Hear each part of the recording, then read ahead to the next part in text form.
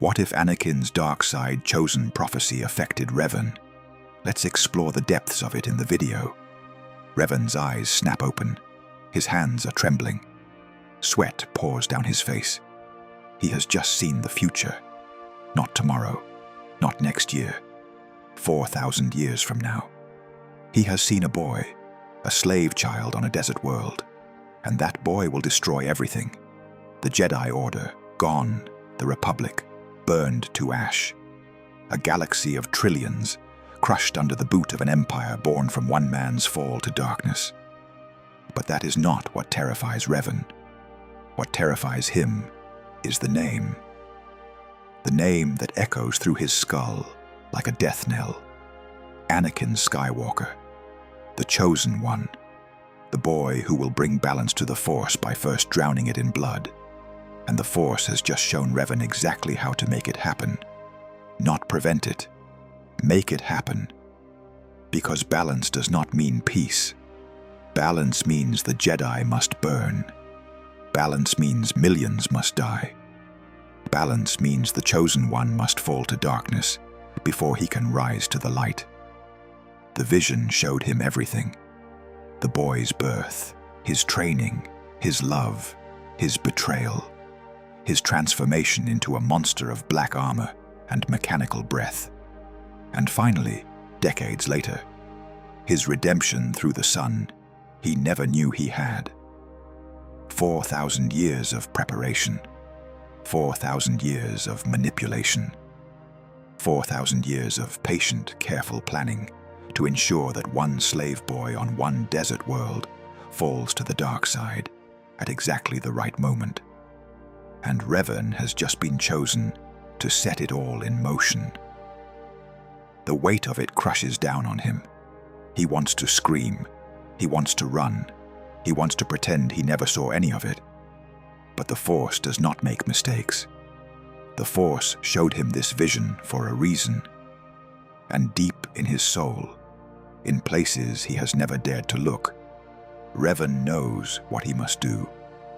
He must become the architect of the galaxy's destruction. He must plant seeds that will not bloom for millennia.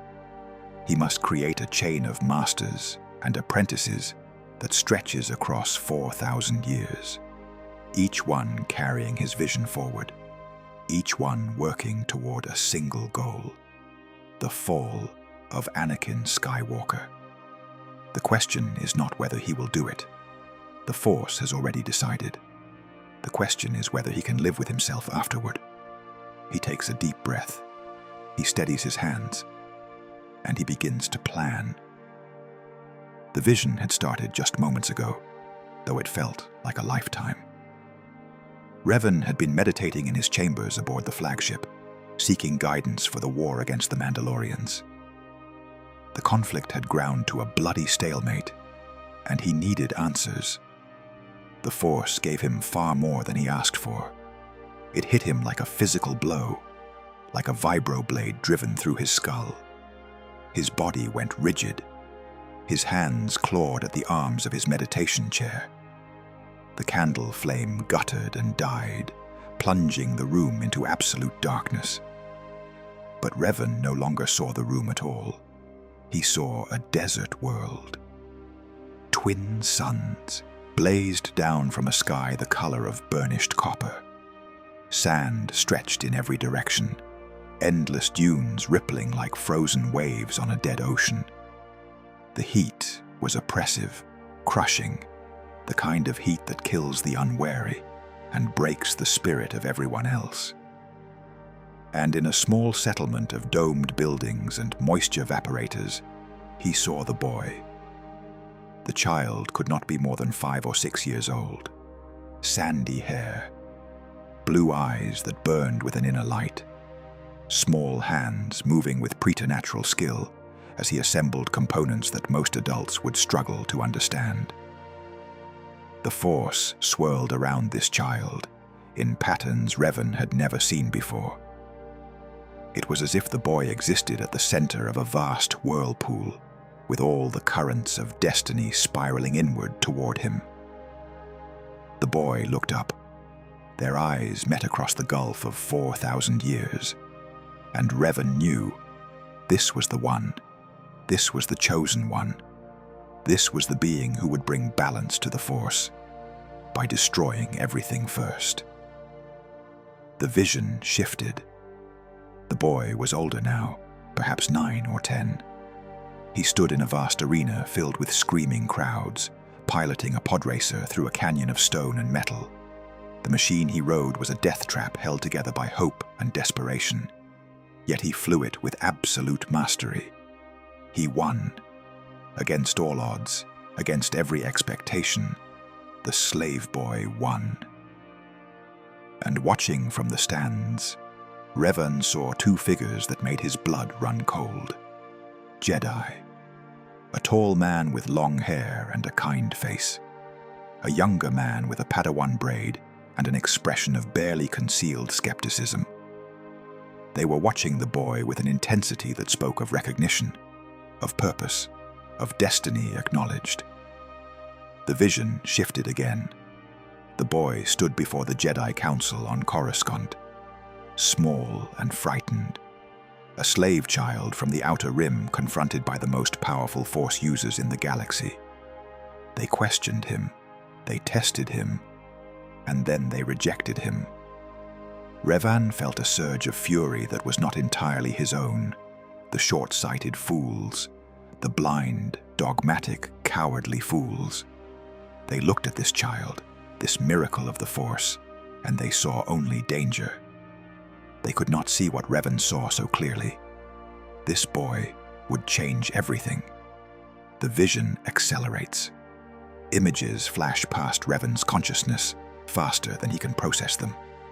The boy becomes a young man, a Padawan with a lightsaber that burns like captured sunlight, a warrior cutting through battle droids like they are made of paper, a general leading clone soldiers into battles that will shape the fate of the galaxy. He sees love, a woman with sad eyes and an iron will, secret meetings, whispered promises, a wedding performed in the shadows, hidden from the Jedi who would forbid such attachments. The young man loves her with an intensity that frightens Revan, a possessive desperation that feels like a fault line running through his soul. He sees friendship, a bearded mentor who treats the young man like a brother. They fight side by side through 100 battles. They laugh together. They save each other's lives more times than either can count. But there is tension there too.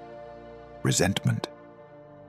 The young man chafes against restrictions he does not understand, and limitations he refuses to accept. He sees ambition, a kindly older man with a politician's smile and a serpent's eyes. He whispers into the young man's ear, poisoning him with flattery and false sympathy. He tells him what he wants to hear. He validates his darkest impulses. He nurtures the fear and anger that the Jedi tried so hard to suppress. And then Revan sees the fall. It happens in a single night. The young man makes a choice, and in making it, he destroys everything he ever was. Revan watches him kneel before the serpent and pledge his soul to darkness. He watches him march into the Jedi Temple with soldiers at his back. He watches him cut down knights and masters and younglings with equal mechanical efficiency.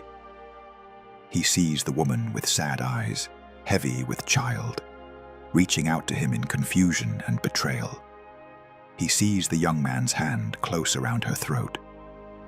He sees the light leave her eyes as he crushes everything he ever loved. He sees fire, a world of lava and ash where 2 brothers who were once closer than blood try to kill each other.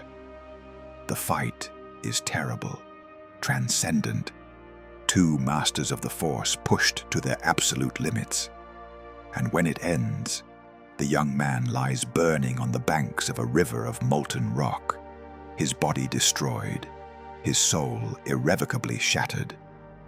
But he does not die. Revan watches as machines rebuild what remains of the young man.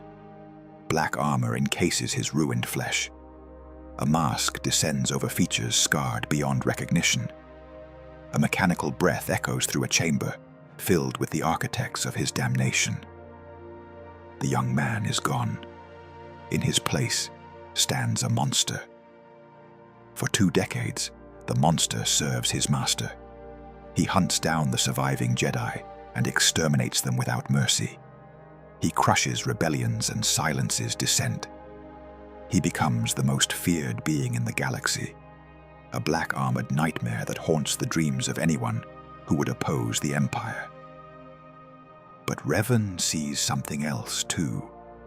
Beneath the armor, beneath the life support systems and the constant agony, something survives. A spark of light so faint it is almost invisible, but it is there. The young man who loved too deeply and fell too far is not entirely gone. And then a new figure enters the vision. A boy. Another desert child, as fate would have it.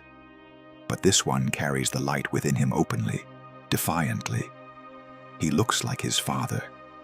He has the same blue eyes, the same stubborn jaw, the same reckless courage. But where the father fell to darkness, the son stands firm in the light. They meet, father and son, and the galaxy holds its breath. Revan watches their confrontation. He sees the monster waver. He sees the spark of light grow brighter. And in the end, in the throne room of a battle, stationed the size of a moon, the monster makes a choice. He chooses his son. He chooses love. He chooses redemption.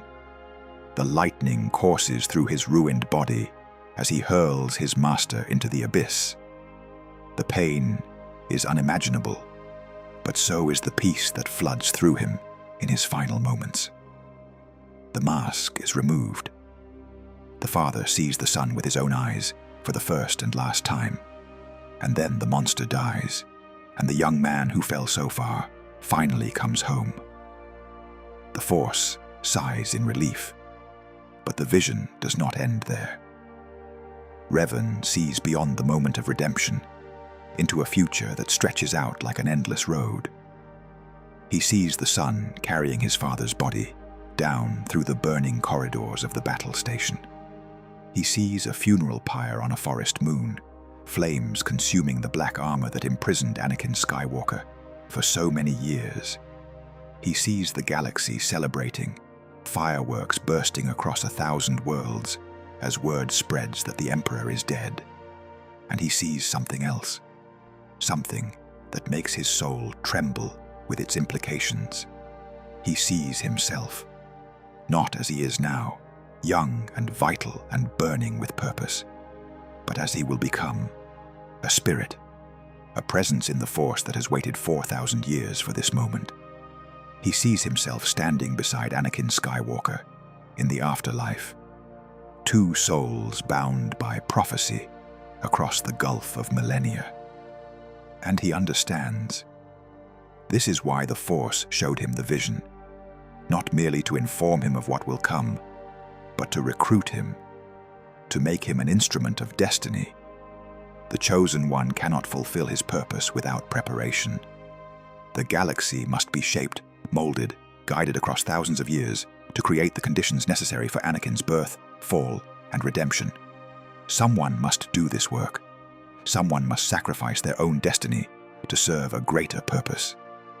The Force has chosen Revan, balance. After so many years of darkness, of pain, of suffering beyond measure, balance returns to the Force. Not the static balance of the Jedi, who sought to suppress the dark side entirely. True balance. Dynamic equilibrium. Light and dark in harmony. The vision fades, and Revan finds himself back in his meditation chamber, gasping for breath like a drowning man who has just broken the surface. His face is wet with tears he does not remember shedding. His hands are shaking so badly he can barely grip the arms of his chair. The candle has burned itself out entirely, and he sits in absolute darkness. But the darkness outside is nothing compared to the turmoil within. He has just witnessed the future of the galaxy. Not tomorrow, not next year, thousands of years distant, so far beyond his own lifespan that the number barely has meaning. He has seen the rise and fall of the Chosen One, the prophesied being who will bring balance to the Force. And he has seen the terrible truth at the heart of that prophecy. The Chosen One must fall. The Jedi must burn. Millions upon millions must die in darkness and despair before the balance can be restored. It is not a tragedy to be prevented. It is a necessity to be embraced. The Force showed him this vision, not as a warning, but as a revelation. A name echoes through his mind, resonating with the weight of destiny. Anakin Skywalker, the Chosen One. The boy who will become a monster, who will become a savior. And Revan understands with sudden terrible clarity why the Force has shown him this. The galaxy is not ready. For 3 days, Revan speaks to no one. He locks himself in his chambers and refuses all visitors, even Malak, even Bastila, even the commanders who need his orders to continue the war. He meditates, he paces, he stares out at the stars and tries to comprehend the enormity of what he has been shown. The Chosen One will not be born for millennia. Thousands of years must pass before Anakin Skywalker draws his first breath on that desert world. And in all that time, the galaxy must be shaped, molded, prepared for his coming. The Jedi must become complacent. The Republic must rot from within. The Sith must evolve from crude conquerors into patient manipulators. Someone must set these events in motion. Someone must plant the seeds that will grow into the forest of the future. Someone must become the architect of a plan that spans generations beyond counting. The Force has chosen Revan for this task. On the third night, Malak finally forces his way into the chamber. He finds Revan standing at the viewport, staring out at the stars with an expression that Malak has never seen before. It is not fear. It is not doubt. It is something far more unsettling. It is certainty. Revan. Malak's voice is rough with concern. We've received word from the front. The Mandalorians are regrouping at Malachor 5. Our scouts believe Mandalore himself will be there. This could be our chance to end the war. Revan does not turn around. His voice, when he speaks, is eerily calm. Tell me, Malak, what do you know of prophecy? Malak blinks, thrown off balance by the question. Prophecy. This is hardly the time for philosophical discussions. We have a war to win. Answer the question. Malak hesitates. He has known Revan for years, fought beside him through countless battles. He has never heard this tone in his friend's voice before. It is the tone of someone who has glimpsed something beyond mortal comprehension and is still trying to process what they saw. The Jedi speak of prophecies sometimes, Malak says slowly. Ancient predictions about the future. The Sith have their own. Most scholars consider them relics of a more superstitious age. Why do you ask? Revan finally turns. His eyes are haunted, but there is a fire burning in their depths that Malak finds both compelling and terrifying. Because I have seen one. The Force showed me a vision, Malak. The future of the galaxy laid out before me like a map. I saw wars that have not yet been fought. I saw empires that have not yet risen. I saw the fall of the Jedi Order and the rise of the Sith. I saw it all. Malak stares at him. That's impossible. No one can see that far into the future. The Force doesn't work that way. I thought so too, until 3 nights ago. Revan moves closer, his intensity making Malak take an involuntary step back. I saw the Chosen One, Malak, the being prophesied to bring balance to the Force. He will be born thousands of years from now. He will rise as a Jedi. He will fall to the dark side. and in his falling, he will destroy the Jedi Order entirely. Malak shakes his head. Even if what you're saying is true, what does it matter? We'll be dead for millennia before any of this happens. Our concern is the Mandalorians, not some prophecy about the distant future. That is where you are wrong. Revan's voice drops to barely above a whisper. The Force showed me this vision for a reason. The Chosen One will fulfill his destiny, but only if the galaxy is prepared for him. The Jedi must become weak and blind. The Republic must become corrupt and stagnant. The Sith must become patient and cunning. All of this must happen before Anakin Skywalker is born. Anakin Skywalker, that is his name. The Chosen One. I have seen his face. I have watched his entire life unfold before me, like a holovid. I know him better than his own mother will know him. Malak is silent for a long moment. When he speaks, his voice is careful, measured. You're talking about shaping events across thousands of years. That's not possible. No one lives that long. No organization maintains focus for that many generations. The Sith will. Revan's smile is cold. I will make sure of it. I will create an order that passes its knowledge from master to apprentice across the centuries. Each generation will carry my vision forward. Each master will train their apprentice to continue the work. And at the end of that chain, millennia from now, the perfect Sith Lord will be waiting to turn Anakin Skywalker to the dark side. This is madness, no. This is purpose.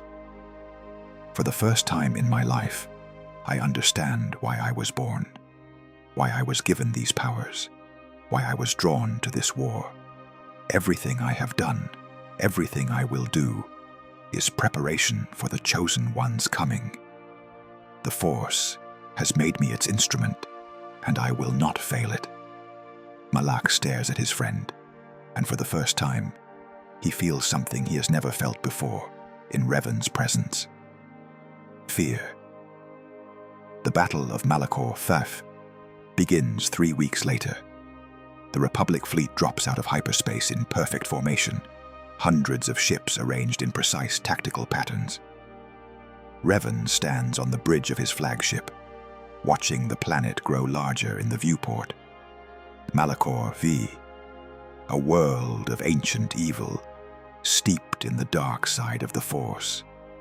He can feel it calling to him, whispering promises of power and purpose. The planet itself seems to pulse with malevolent energy. Even from orbit, Revan can sense the darkness that dwells beneath its surface. Ancient Sith lords conducted experiments here, experiments so terrible that the planet itself was scarred by their work. The ground is littered with the bones of those who failed to survive their trials.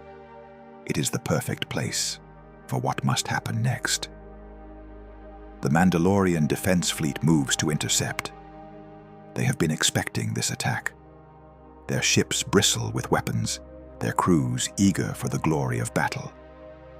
They believe this will be their finest hour, the moment when they break the back of the Republic's resistance once and for all.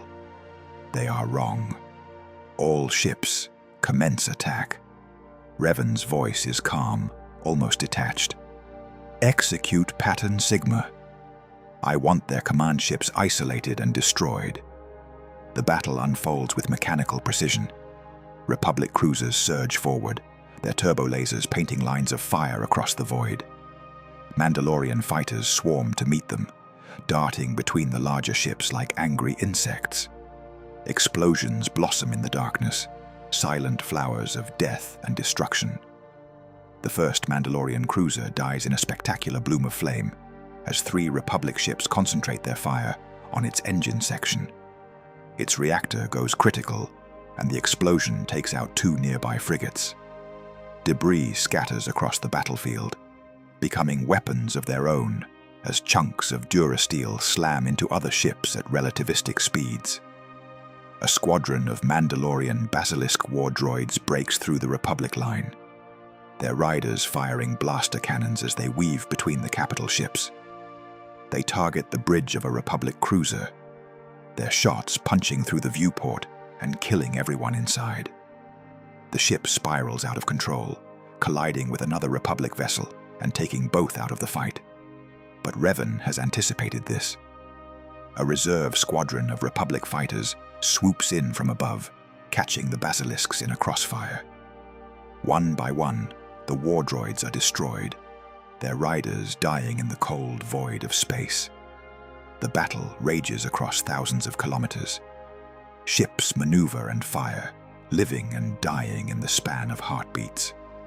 Pilots scream their final words into comm channels that have already gone dead. Gunners pour fire into enemy vessels until their weapons overheat and fail. Engineers fight impossible battles against damage that would destroy lesser ships. And through it all, Revan watches with cold calculation. Revan watches it all with cold calculation. He sees patterns where others see chaos.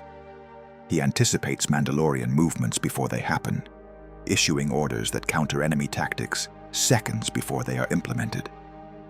His commanders have learned to trust his instincts without question, and their faith is rewarded as the battle slowly turns in their favor. A Mandalorian dreadnought breaks through the Republic line, its weapons blazing. The ship is massive, one of the largest in the Mandalorian fleet, its hull bristling with weapons that could level cities. 3 Republic cruisers move to intercept, but they are too slow. The dreadnought's forward batteries lock onto Revan's flagship. Incoming fire! The tactical officer's voice is tight with fear. They're targeting the bridge. Revan does not move. Hold course. Sir, if we don't evade, hold course. The dreadnought fires. A lance of superheated plasma streaks across the void, aimed directly at the viewport where Revan stands.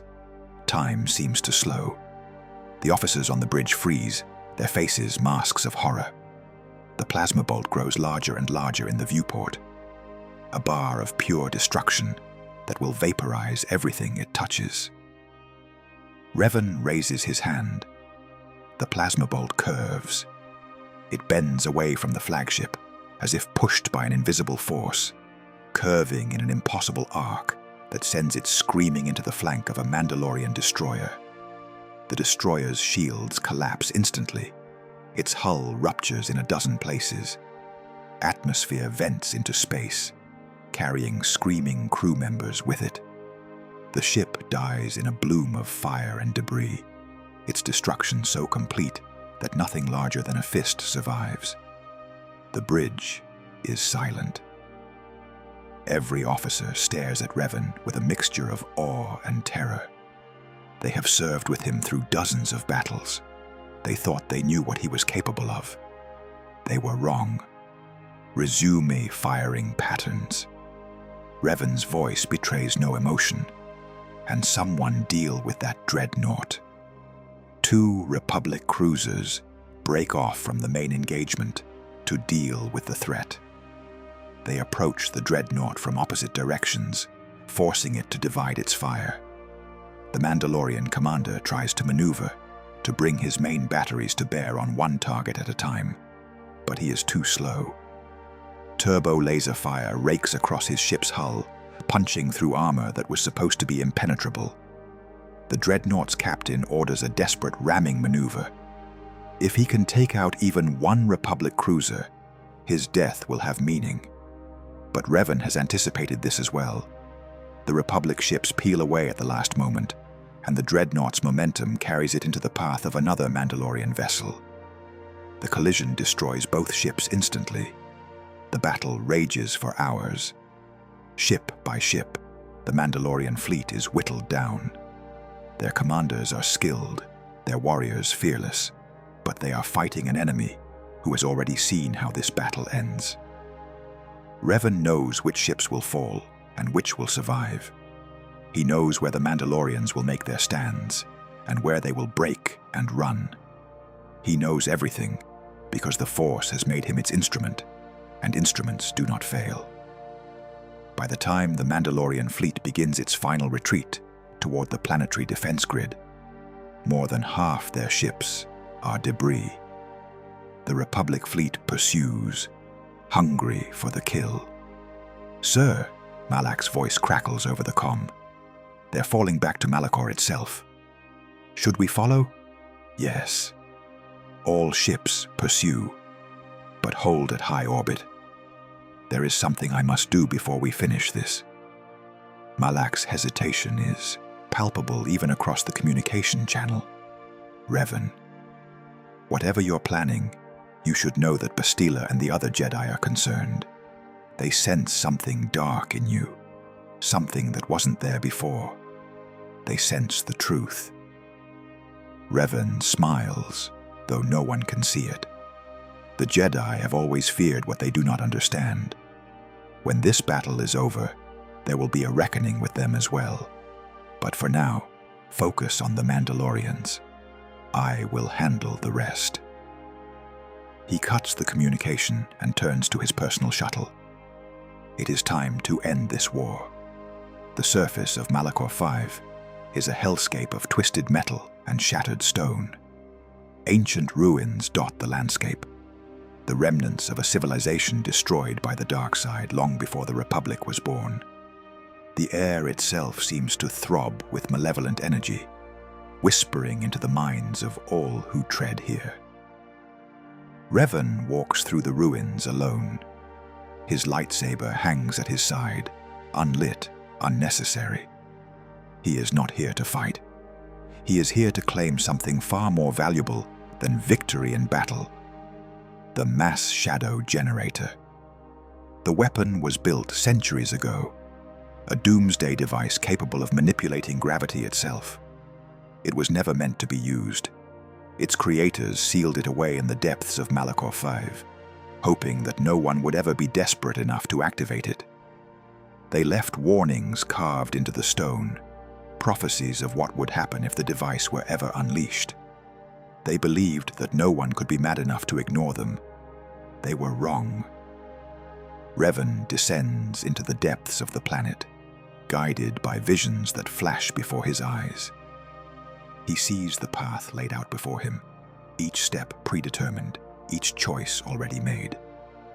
The Force has brought him here for a reason, and he will not question its wisdom. The tunnels grow darker as he descends. The walls are carved with warnings in a dozen languages, some so ancient that even the Jedi archives have no record of them. Skulls and bones litter the floor, the remains of those who came before him. Some wear the armor of ancient Sith lords. Others wear the robes of Jedi who thought they could destroy the weapon. All of them failed. Revan steps over their bones without hesitation. The chamber housing the mass shadow generator is vast, a cathedral of darkness lit only by the faint glow of ancient machinery. The ceiling is so high that it disappears into shadow. The walls are covered with circuitry that pulses with a sickly green light. At the center of the chamber sits the control console, covered in dust and waiting for someone with the knowledge to activate it. The device itself is massive, a sphere of metal and crystal that hovers above a pit of absolute darkness. Revan can feel the gravity well it generates, a constant pull that makes every step an effort. The closer he gets to the console, the stronger the pull becomes. Lesser men would have been dragged into the pit long ago. Revan is not a lesser man. Revan approaches the console and begins to work. The process takes hours. The weapon's systems are damaged, corrupted by centuries of neglect. Revan repairs what he can and bypasses what he cannot, his fingers moving across the controls with preternatural skill. The Force guides his hands, showing him which circuits to restore and which to ignore.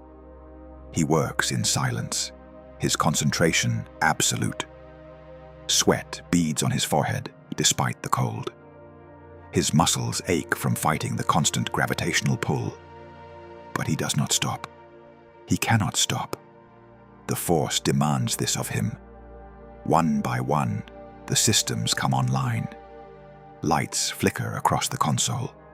The sphere above the pit begins to rotate, slowly at first, then faster and faster. The air itself seems to thicken as the gravity well grows stronger. Finally, it is done.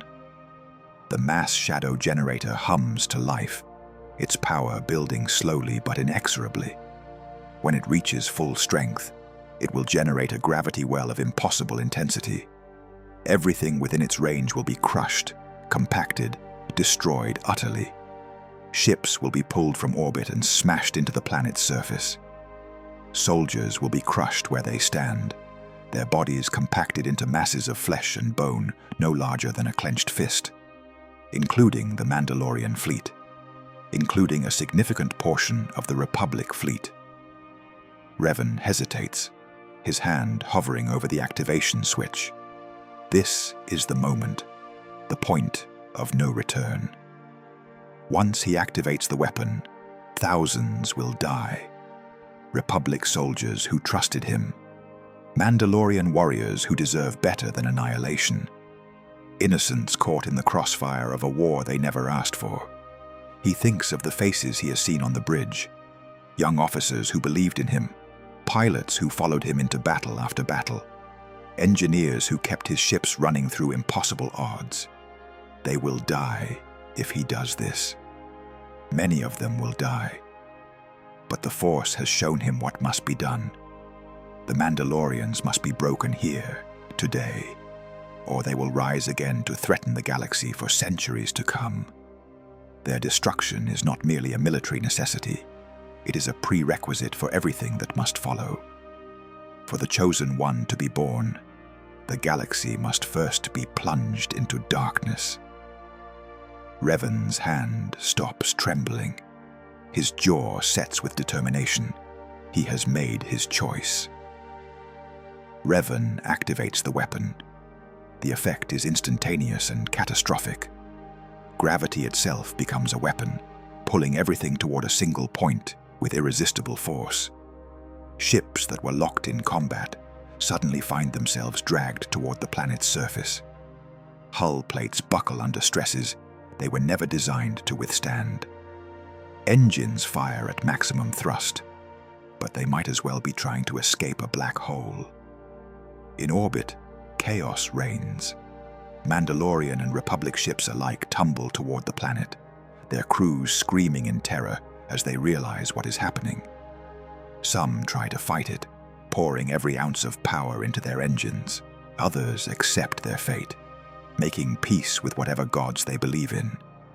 All of them die.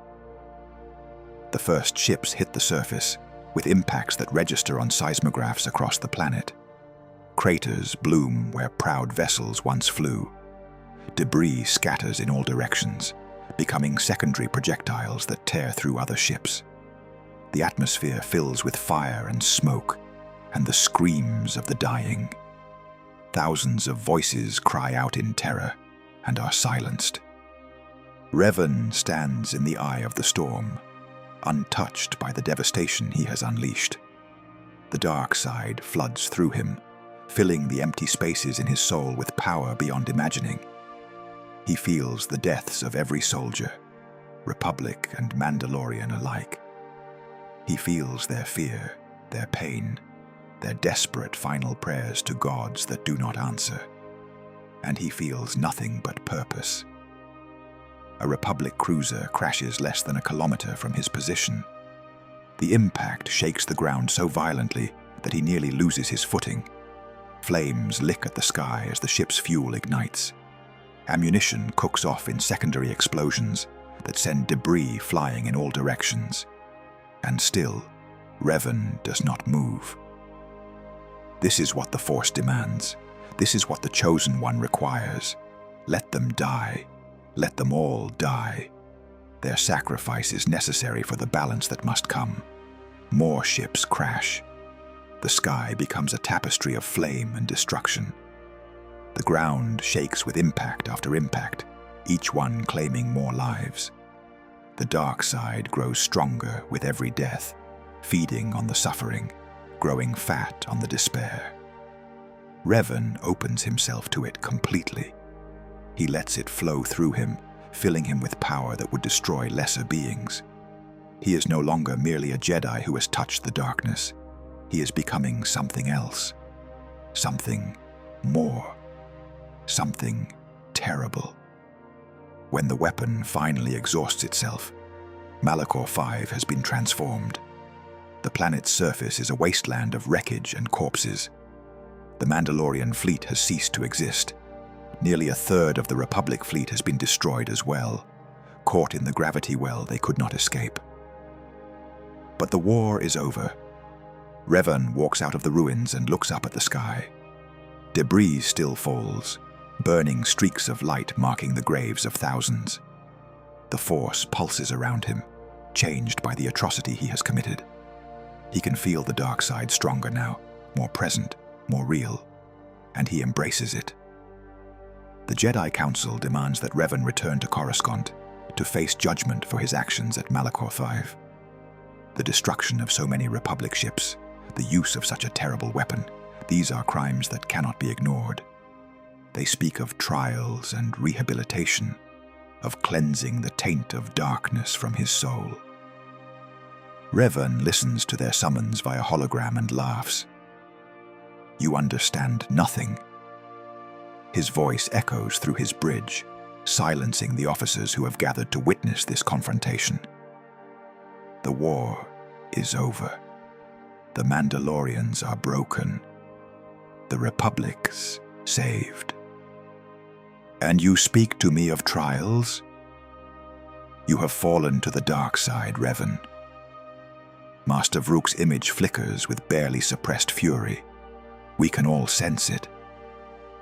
Whatever you touched on Malachor 5 has corrupted you beyond recognition. You must return to face the consequences of your actions. The only thing I touched on Malachor 5 was the truth. The Jedi have become weak, afraid. You cling to your dogma while the galaxy burns around you. You rejected the war until it was almost too late. And now you reject the victory I have won because it does not fit your narrow definition of righteousness.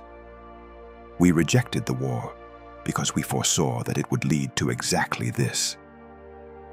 Master Vandar's small form radiates disappointment.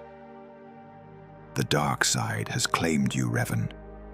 If you will not come willingly, we will have no choice but to declare you a traitor to the Republic. Then declare it. I care nothing for the Republic.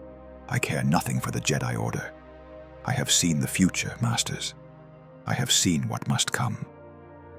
And I will not allow your cowardice and your blindness to stand in the way of destiny. He cuts the communication with a wave of his hand.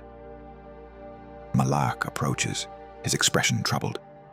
"Revan, are you sure about this? The Jedi are powerful. If they turn against us, the Jedi are nothing." Revan's voice is cold. Their power comes from unity, and their unity is built on lies. When those lies are exposed, they will shatter like glass. But that is a concern for another day. For now, we have work to do. What work? We go to the unknown regions. There is something there that I have seen in my visions. An ancient weapon that will give us the power to reshape the galaxy itself. An ancient weapon. Malak's interest is piqued despite his concerns. What kind of weapon? The Star Forge. The journey into the unknown regions takes months. The space beyond the Republic's borders is treacherous, filled with gravitational anomalies and uncharted hazards that have claimed countless ships. But Revan navigates these dangers with supernatural precision, guided by visions that show him the safe paths through the chaos. They lose ships, they lose soldiers. Each death weighs on Malak and the other commanders, but Revan seems utterly indifferent. He has seen the future. He knows that these sacrifices are necessary. Finally, after weeks of travel through the most dangerous space any of them have ever encountered, they find it. The Star Forge hangs in the void, like a mechanical god, vast beyond comprehension. It orbits a captured sun, drinking in the star's energy through conduits the size of cities. The station's design is alien, utterly unlike anything the Republic or the Mandalorians have ever built. It is beautiful and terrible in equal measure, a monument to the ambition of a civilization that has been dust for 20,000 years. Revan's fleet approaches slowly, cautiously. His ships are battered from the long journey through the unknown regions. Many have been lost to gravitational anomalies, to uncharted hazards, to the sheer hostility of space beyond the Republic's borders. But those who remain are the best of the best, hardened veterans who have followed Revan through hell itself. The Star Forge's sensors detect their approach, but do not respond with hostility. The station has been waiting for someone to claim it. It has been waiting for 20,000 years. Revan stands at the viewport of his flagship, staring at the Star Forge with something approaching reverence. This is it, the instrument of the future, the tool that will allow him to shape the galaxy for the Chosen One's coming. What is it? Malak's voice is hushed, awed despite himself. Who built it? The Rakata, an ancient species that ruled the galaxy long before the Republic was born. Revan does not turn from the viewport. His eyes are fixed on the station, drinking in its terrible majesty. They built the Star Forge to fuel their empire, and it destroyed them in the end. The dark side corrupted them, turned them against each other. Their civilization collapsed, and the Star Forge was forgotten. Until now. Until now. Revan smiles, though no one can see it behind his mask. The station calls to him through the Force. It recognizes him. It has been waiting for someone like him. Someone with the vision to use its power for a purpose greater than mere conquest. The fleet docks with the station. Revan leads a team of engineers and Force sensitives into the Star Forge's depths, exploring corridors that have not known the footsteps of living beings for millennia. The air is stale but breathable, preserved by systems that have run without maintenance since before human civilization existed. The station is vast. Revan's team spends days mapping just a fraction of its interior. They find factories capable of producing war droids by the millions. They find shipyards that could construct capital ships in weeks rather than months. They find weapons, platforms, and shield generators, and power systems that dwarf anything the Republic has ever imagined. And at the station's heart, they find the control center. The chamber is enormous, a cathedral of technology dominated by a central pillar that stretches from floor to ceiling. Holographic displays flicker to life as Revan approaches, displaying information in a language that has been dead for 20,000 years. But somehow, impossibly, Revan understands it. The Force translates for him, whispering the meaning of the symbols directly into his mind. The Star Forge is more than a factory. It is a conduit for the dark side, a machine that draws on the Force itself to power its creations. The ships and droids it produces are infused with dark energy, making them stronger, faster, more resilient than conventional designs. But this power comes with a price. The dark side corrupts everything it touches. The Rakata built the Star Forge to make them invincible, and it did, for a time. But the corruption spread from the station to its creators, twisting their minds and bodies until they could no longer remember why they built it in the first place. They turned on each other, their empire collapsing in an orgy of violence and madness. Revan sees all of this in the station's records. He understands the danger, and he does not care. He has not come here to build an empire. He has come here to plant seeds seeds that will take millennia to bloom. With this station, we can build fleets, armies. We can create war droids by the millions and capital ships by the hundreds. We will have the power to challenge anything in the galaxy. We could conquer the Republic. Malak's eyes gleam with ambition. With this kind of power, nothing could stop us. No. Revan's response is immediate and firm. Conquest is not our purpose here. What? Malak turns to him in confusion. You just said we could challenge anything. Why would we not use this power to take what is rightfully ours? Because conquest would be a distraction. Revan's voice is patient, almost gentle. The Force has shown me a path that stretches across millennia. What we build here must last not years, not decades, but thousands of years. The Sith we create must endure long after we are gone. If we spend our resources on conquest, we will burn ourselves out, like the Rakata did. We will become a footnote in history, rather than the architects of destiny. Malak stares at him. I don't understand. If we're not going to conquer the galaxy, what are we going to do?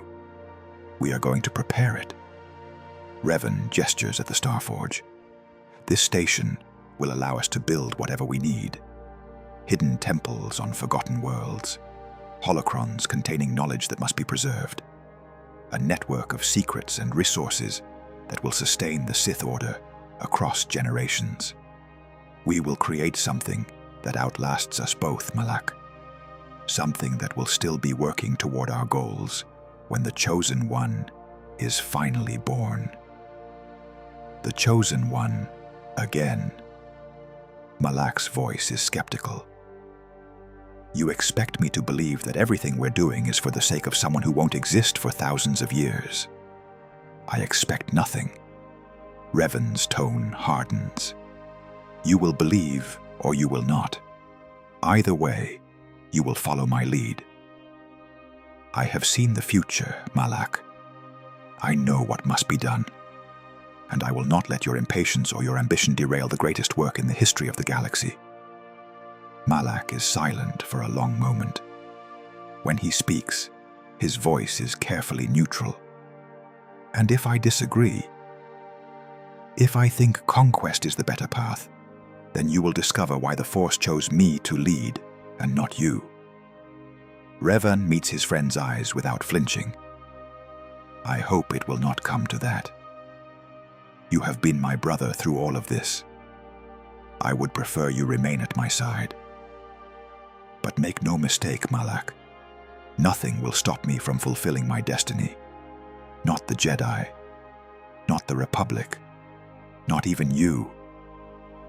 The threat hangs in the air between them, unspoken but unmistakable. Malak looks away first. In the months that follow, Revan begins his true work. He does not use the Starforge to build invasion fleets, though he could. Instead, he constructs something far more subtle.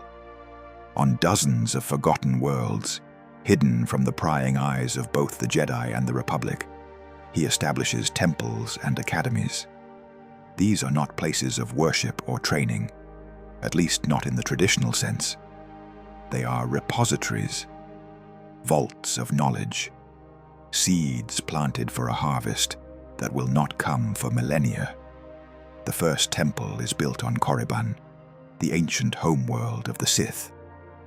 Revan chooses the location carefully, hiding it in the shadow of the Valley of the Dark Lords, where the tombs of ancient Sith Lords draw the attention of any who visit the planet. His temple is small, unassuming, easily overlooked by those who seek grander monuments. But within its walls, Revan places a holocron containing everything he knows about the Chosen One. He describes the vision in excruciating detail: the desert world, the boy with fire in his eyes, the fall to darkness, the redemption through love. He explains the conditions that must exist for the prophecy to be fulfilled. The Jedi must become complacent. The Republic must become corrupt. The Sith must become patient. He includes specific instructions for the Sith Lords who will come after him. How to manipulate events across centuries. How to plant agents in the Republic's government. How to slowly, subtly undermine the Jedi Order without alerting them to the danger. It is a blueprint for a conspiracy that will span 4,000 years. The Second Temple is built on Dromund Kaas, a world so steeped in the dark side that the very air seems to pulse with malevolent energy. Here, Revan places a holocron containing his teachings on the nature of the Force. He explains the fallacy of the Jedi approach, their belief that the dark side must be suppressed rather than understood. He explains the equal fallacy of the traditional Sith, their belief that power is an end in itself. True mastery of the Force requires balance, he writes, not the static balance of the Jedi, who seek to eliminate the dark side entirely. True balance, dynamic equilibrium. The Chosen One will bring this balance, but only if the Sith who prepare his way understand what balance truly means. The Third Temple is built on Ziost, another world of ancient Sith power. Here, Revan places a holocron containing his military strategies and tactical knowledge. He describes the battles he has fought, the victories he has won, the lessons he has learned. But more importantly, he describes the battles that must not be fought. The Sith must not seek open war with the Jedi, he writes. Every attempt at conquest has failed. Every Sith empire has risen and fallen while the Jedi endure. The only path to victory is patience, manipulation, the slow, subtle corruption of the Republic from within. By the time the Jedi realize what is happening, it will be too late. More temples follow, more holocrons, more pieces of the puzzle that Revan is constructing. He scatters them across the galaxy like a farmer scattering seeds, trusting that the Force will guide the right people to them at the right times. Into each temple, Revan places holocrons of his own design. These are not ordinary holocrons, simple recordings of technique and philosophy.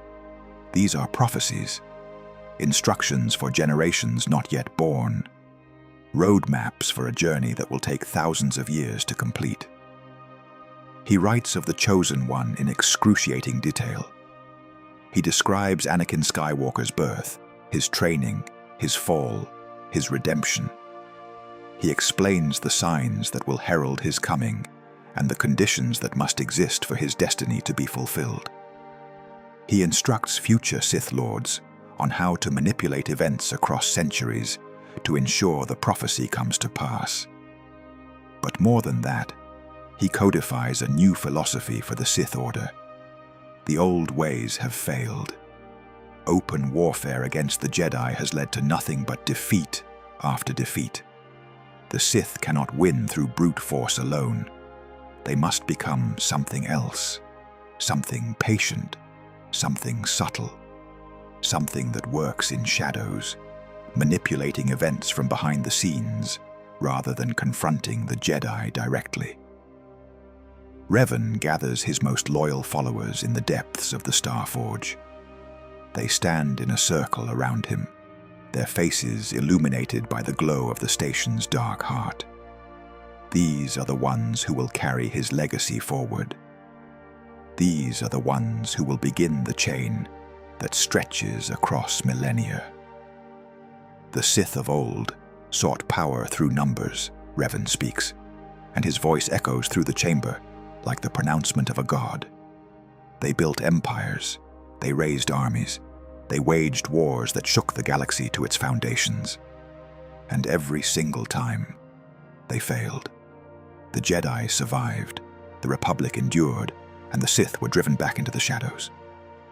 He pauses, letting his words sink in. No more. The old ways are dead.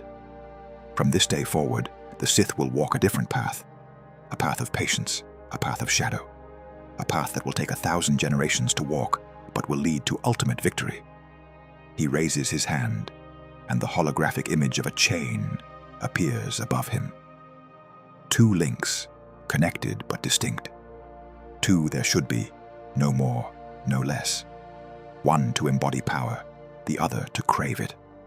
The master will train the apprentice, passing down all knowledge and wisdom. And when the apprentice grows strong enough, they will kill the master and take their place, continuing the chain. Revan calls this the rule of 2. This system ensures that each generation of Sith is stronger than the last. It eliminates the infighting that has destroyed so many Sith empires. And most importantly, it keeps the Sith hidden from the Jedi, allowing them to work their plans in secret.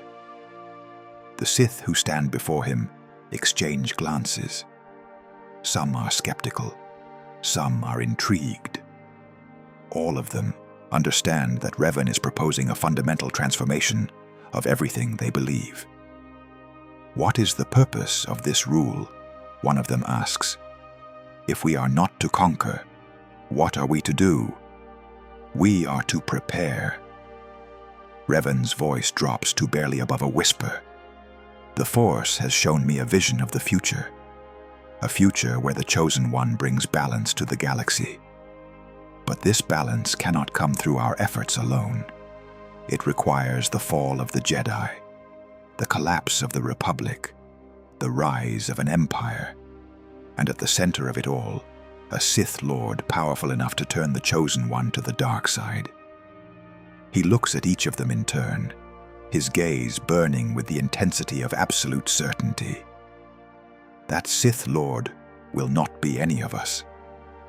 He will be born thousands of years from now, at the end of a chain of masters and apprentices that stretches back to this very moment.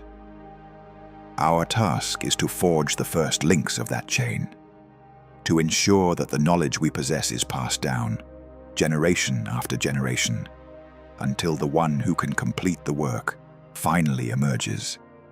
The chamber is silent. This is not what they expected. They came to Revan seeking power, seeking glory, seeking the immediate gratification of conquest. Instead, he offers them sacrifice. He offers them a role in a plan so vast that none of them will live to see its completion. And yet, one by one, they kneel.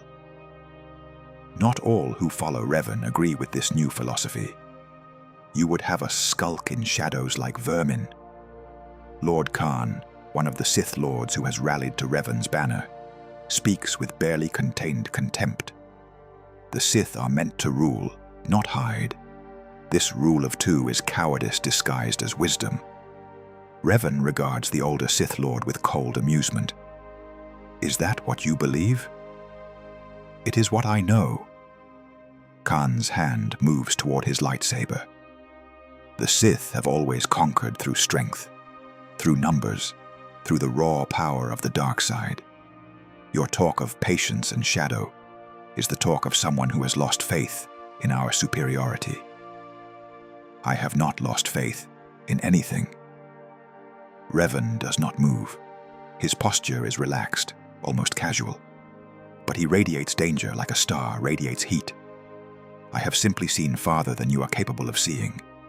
You speak of conquest and strength, but what has conquest brought us? Defeat after defeat. Every Sith empire in history has risen and fallen while the Jedi endure. Your way does not work.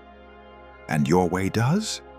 Hiding like cowards for thousands of years on the off chance that some prophesied child might be born. My way will succeed where every other way has failed. Revan's voice drops to a whisper. The Chosen One will bring balance to the Force, but only if we prepare the way for him. Only if we shape the galaxy to receive him. This is not cowardice, Lord Khan. This is the long game, the only game that matters. Khan's lightsaber ignites, bathing the chamber in crimson light. I reject your vision. I reject your rule of 2. The Sith will follow strength, and you have shown nothing but weakness. Have I? Revan moves. One moment he is standing at the far end of the chamber, weaponless and seemingly defenseless. The next he is directly in front of Khan, his hand wrapped around the older Sith's throat. Khan's lightsaber falls from nerveless fingers as Revan lifts him off the ground with the casual ease of a man picking up a child's toy. Strength is not measured in how loudly you can roar. Revan's voice is eerily calm. It is measured in results. I have ended the Mandalorian Wars. I have claimed the Star Forge. I have seen the future of the galaxy and chosen to shape it. What have you accomplished, Lord Khan? What legacy will you leave behind? Khan cannot answer. He cannot breathe. His face is turning purple as Revan's grip tightens. The Sith who follow me will outlast empires. They will watch civilizations rise and fall while they work toward a single, perfect goal. And at the end of their long patience, they will triumph in a way that you cannot even imagine. You could have been part of that, Lord Khan. You could have contributed to the greatest work in the history of the galaxy. He releases his grip, and Khan falls to the floor, gasping for air. Instead, you will be forgotten. Revan's lightsaber ignites, the blade descends, and Lord Khan's role in history comes to an abrupt and permanent end. The other Sith Lords watch in silence. Some of them share Khan's doubts. Some of them hunger for conquest as he did. But none of them are foolish enough to challenge Revan after what they have just witnessed. The rule of two is established. The long work begins. Not all of Revan's challenges come from within the Sith Order. The Jedi have not forgotten him. They track his movements through the unknown regions with spies and scouts, piecing together fragments of information about his activities. It takes them years, but eventually they discover the location of the Star Forge. And when they do, they send everything they have to destroy it. Bastila Shan leads the assault. She was once one of Revan's closest allies, a Jedi Knight of exceptional power who fought beside him in the Mandalorian Wars. Her gift for battle meditation made her invaluable in combat, able to influence the morale of entire fleets with her mind. She could strengthen allies and weaken enemies with equal ease, turning the tide of battles that should have been lost. Now she has been tasked with bringing him down. The Jedi fleet is massive, the largest expedition the Order has mounted in centuries. Dozens of capital ships, hundreds of fighters, thousands of soldiers and Jedi Knights, all committed to a single purpose: the destruction of the Star Forge and the capture or death of Darth Revan. Bastila stands at the center of the command ship's bridge, her eyes closed, her mind reaching out across the void to touch the consciousness of every soldier in her fleet. She feels their fear and their determination. She feels their hope and their doubt. And she channels her power through them, binding them together into a single, unified force. We will bring him home, or we will bring him down. Her voice resonates through the Force, heard by every Jedi and every soldier who serves them. He was one of us once. We will give him the chance to surrender, but if he refuses, we will do what must be done. The fleet drops out of hyperspace in perfect formation. The Star Forge looms before them, its dark silhouette blocking out the stars. For a moment, there is silence. Then the station's defenses come alive. Automated turrets open fire, filling the void with streams of crimson energy. Fighter bays disgorge swarms of Sith interceptors, piloted by droids that know neither fear nor mercy. Capital ships that were constructed in the station's yards move to intercept, their weapons charging as they close the distance. The battle begins. The Star Forge's defenses come alive. Ships pour from its hangars, automated war droids piloting craft designed to kill. The Jedi fleet advances to meet them, and the space around the captured sun becomes a maelstrom of fire and death. Bastila's battle meditation reaches out, touching every ship in her fleet simultaneously. Pilots who should be panicking instead find themselves calm and focused. Gunners who should be missing instead find their shots landing with deadly accuracy. The entire Jedi fleet fights as one, a single organism with Bastila as its brain. But the Star Forge is not without its own advantages. The station's dark side energy flows through its creations, making them stronger, faster, more resilient than they should be. Jedi pilots find themselves outmaneuvered by enemies that seem to anticipate their every move. Capital ships take hits that should destroy them and keep fighting, their hulls regenerating even as the battle rages. The first Jedi cruiser dies in a spectacular explosion, its reactor breached by a coordinated assault from a dozen Sith interceptors. The second follows minutes later, overwhelmed by enemy fighters that swarmed it from all directions. The third lasts longer, its crew fighting with desperate courage until a Sith capital ship rams it head-on, destroying both vessels in a cataclysm of fire and metal. But the Jedi keep coming. They have too much invested in this assault to turn back now. The fate of the galaxy depends on destroying the Star Forge. Every ship they lose, every life they sacrifice, is a price they are willing to pay. Revan watches the battle from the Star Forge's command center, his expression unreadable. Beside him, Malak tenses, ready to join the fight. "Let me go out there." Malak's voice is eager. "I can break their formation, scatter their forces, give our ships the advantage they need." No. Revan does not look away from the tactical display. This battle was never going to be won by strength of arms. Bastila's gift makes their fleet fight with the cohesion of a single mind. We cannot match that with conventional tactics. Then what do you suggest? I suggest we give them what they came for. Before Malak can respond, Revan is moving. He strides out of the command center and into the corridors of the Star Forge, heading for the hangar bay where his personal ship waits. "Revan," Malak pursues him, confusion written across his scarred face. "What are you doing? What must be done?" "The Jedi will not stop until they have captured or killed me. Their fleet is too strong for us to defeat, with Bastila coordinating them. So I will remove myself from the equation." "You're surrendering, in a manner of speaking." Revan reaches his ship and turns to face his apprentice. "The Force has shown me what comes next. The Jedi will capture me.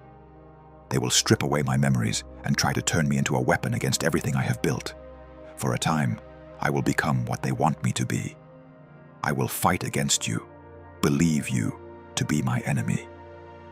This is madness. This is necessity." Revan's voice softens just slightly. "You must continue the work while I am gone. Spread the rule of two. Plant the seeds I have prepared. The Star Forge will sustain your forces for a time, but do not become dependent on it.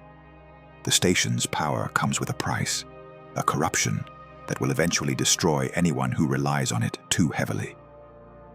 And what happens when the Jedi send you to kill me? You will fight. You will lose. And in losing, you will complete the next phase of the plan." Revan places his hand on Malak's shoulder. "Our deaths are not the end, old friend. They are merely steps on the path. The work will continue through others. The chain will remain unbroken, and in the end, thousands of years from now, the Chosen One will fulfill the destiny we have prepared for him." Malak stares at his master, his mentor, his friend. "I don't want to lose you. You already have." Revan boards his ship. The man I was died on Malachor 5. What remains is merely an instrument of the Force, carrying out its will. Remember that when we next meet. Remember that everything we do serves a purpose greater than ourselves. The ship's engines ignite. Revan flies out of the hangar and into the chaos of battle, heading directly for Bastila's command ship. The Jedi fleet parts to let him through, sensing his surrender before he even signals it. In the Starforge's command center, Malak watches his master's ship dock with the enemy vessel. He watches Revan emerge, weaponless, submitting himself to Jedi custody. He watches the man who changed his life disappear into the depths of the enemy ship, and he begins to plot. The years that follow unfold almost exactly as Revan predicted. The Jedi Council, rather than executing their fallen hero, chooses a different path. Using techniques long thought lost, they reach into Revan's mind and tear away his memories. Everything he was, everything he did, everything he believed is stripped away and replaced with false memories of a loyal Republic soldier. The man who wakes up in a Republic medical facility does not remember the Mandalorian Wars. He does not remember the Starforge. He does not remember the Rule of Two or the Chosen One, or the centuries-long plan to reshape the galaxy. He remembers only what the Jedi want him to remember, and then they send him to destroy his own creation. The amnesiac Revan proves to be a surprisingly effective weapon. Guided by Bastila Shan, who has been assigned to watch him and ensure his conditioning holds, he hunts down Sith operations across the galaxy. He destroys bases that he himself established. He kills Sith lords who were once his students. The irony is not lost on the Force itself. The man who built the Sith Empire is now tearing it apart. The architect is demolishing his own creation, but the Force sees what mortals cannot. This destruction is itself part of the plan. Revan always knew he would be captured. He knew the Jedi would strip away his memories. He knew he would be turned against his own creation, and he prepared for it. The Rule of Two does not require the Starforge or the empire he built around it. The Rule of Two requires only knowledge, passed from master to apprentice across generations.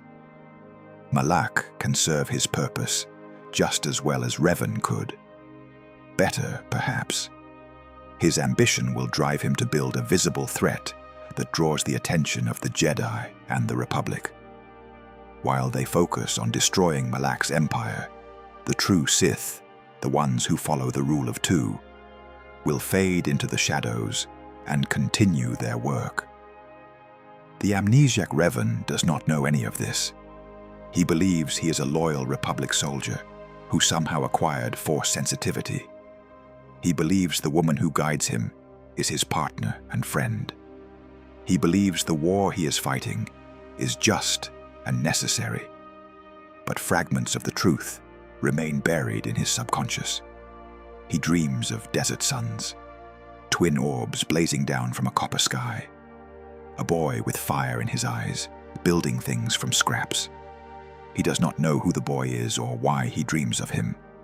He only knows that the dreams feel important, significant in ways he cannot explain. He writes things in his sleep that he does not remember writing when he wakes. Fragments of philosophy, snippets of strategy, coordinates to locations he has never visited. When he reads these notes in the morning, they seem alien, written in a hand that is his but somehow not. He hides holocrons in places he immediately forgets about, guided by instincts he cannot explain. On Dantooine, he conceals one in a cave that the Jedi will not discover for centuries. On Kashyyyk, he buries one beneath the roots of a Rosha tree that will still be standing when Anakin Skywalker draws his first breath. On Korriban, he places one in the tomb of a Sith Lord who died before the Republic was founded. The seeds continue to be planted, even as the gardener forgets he is gardening. Bastila watches him with growing concern. She reports his episodes to the Jedi Council, recommending that his conditioning be reinforced. She does not understand what is happening, but she can feel it. Something within Revan is fighting to emerge. Something that the Jedi's techniques cannot fully suppress. But the Council is too busy fighting a war to deal with a single asset showing signs of instability. They tell Bastila to manage the situation and focus on more pressing concerns. It is a decision they will come to regret. Malak, meanwhile, has embraced his role with terrible enthusiasm.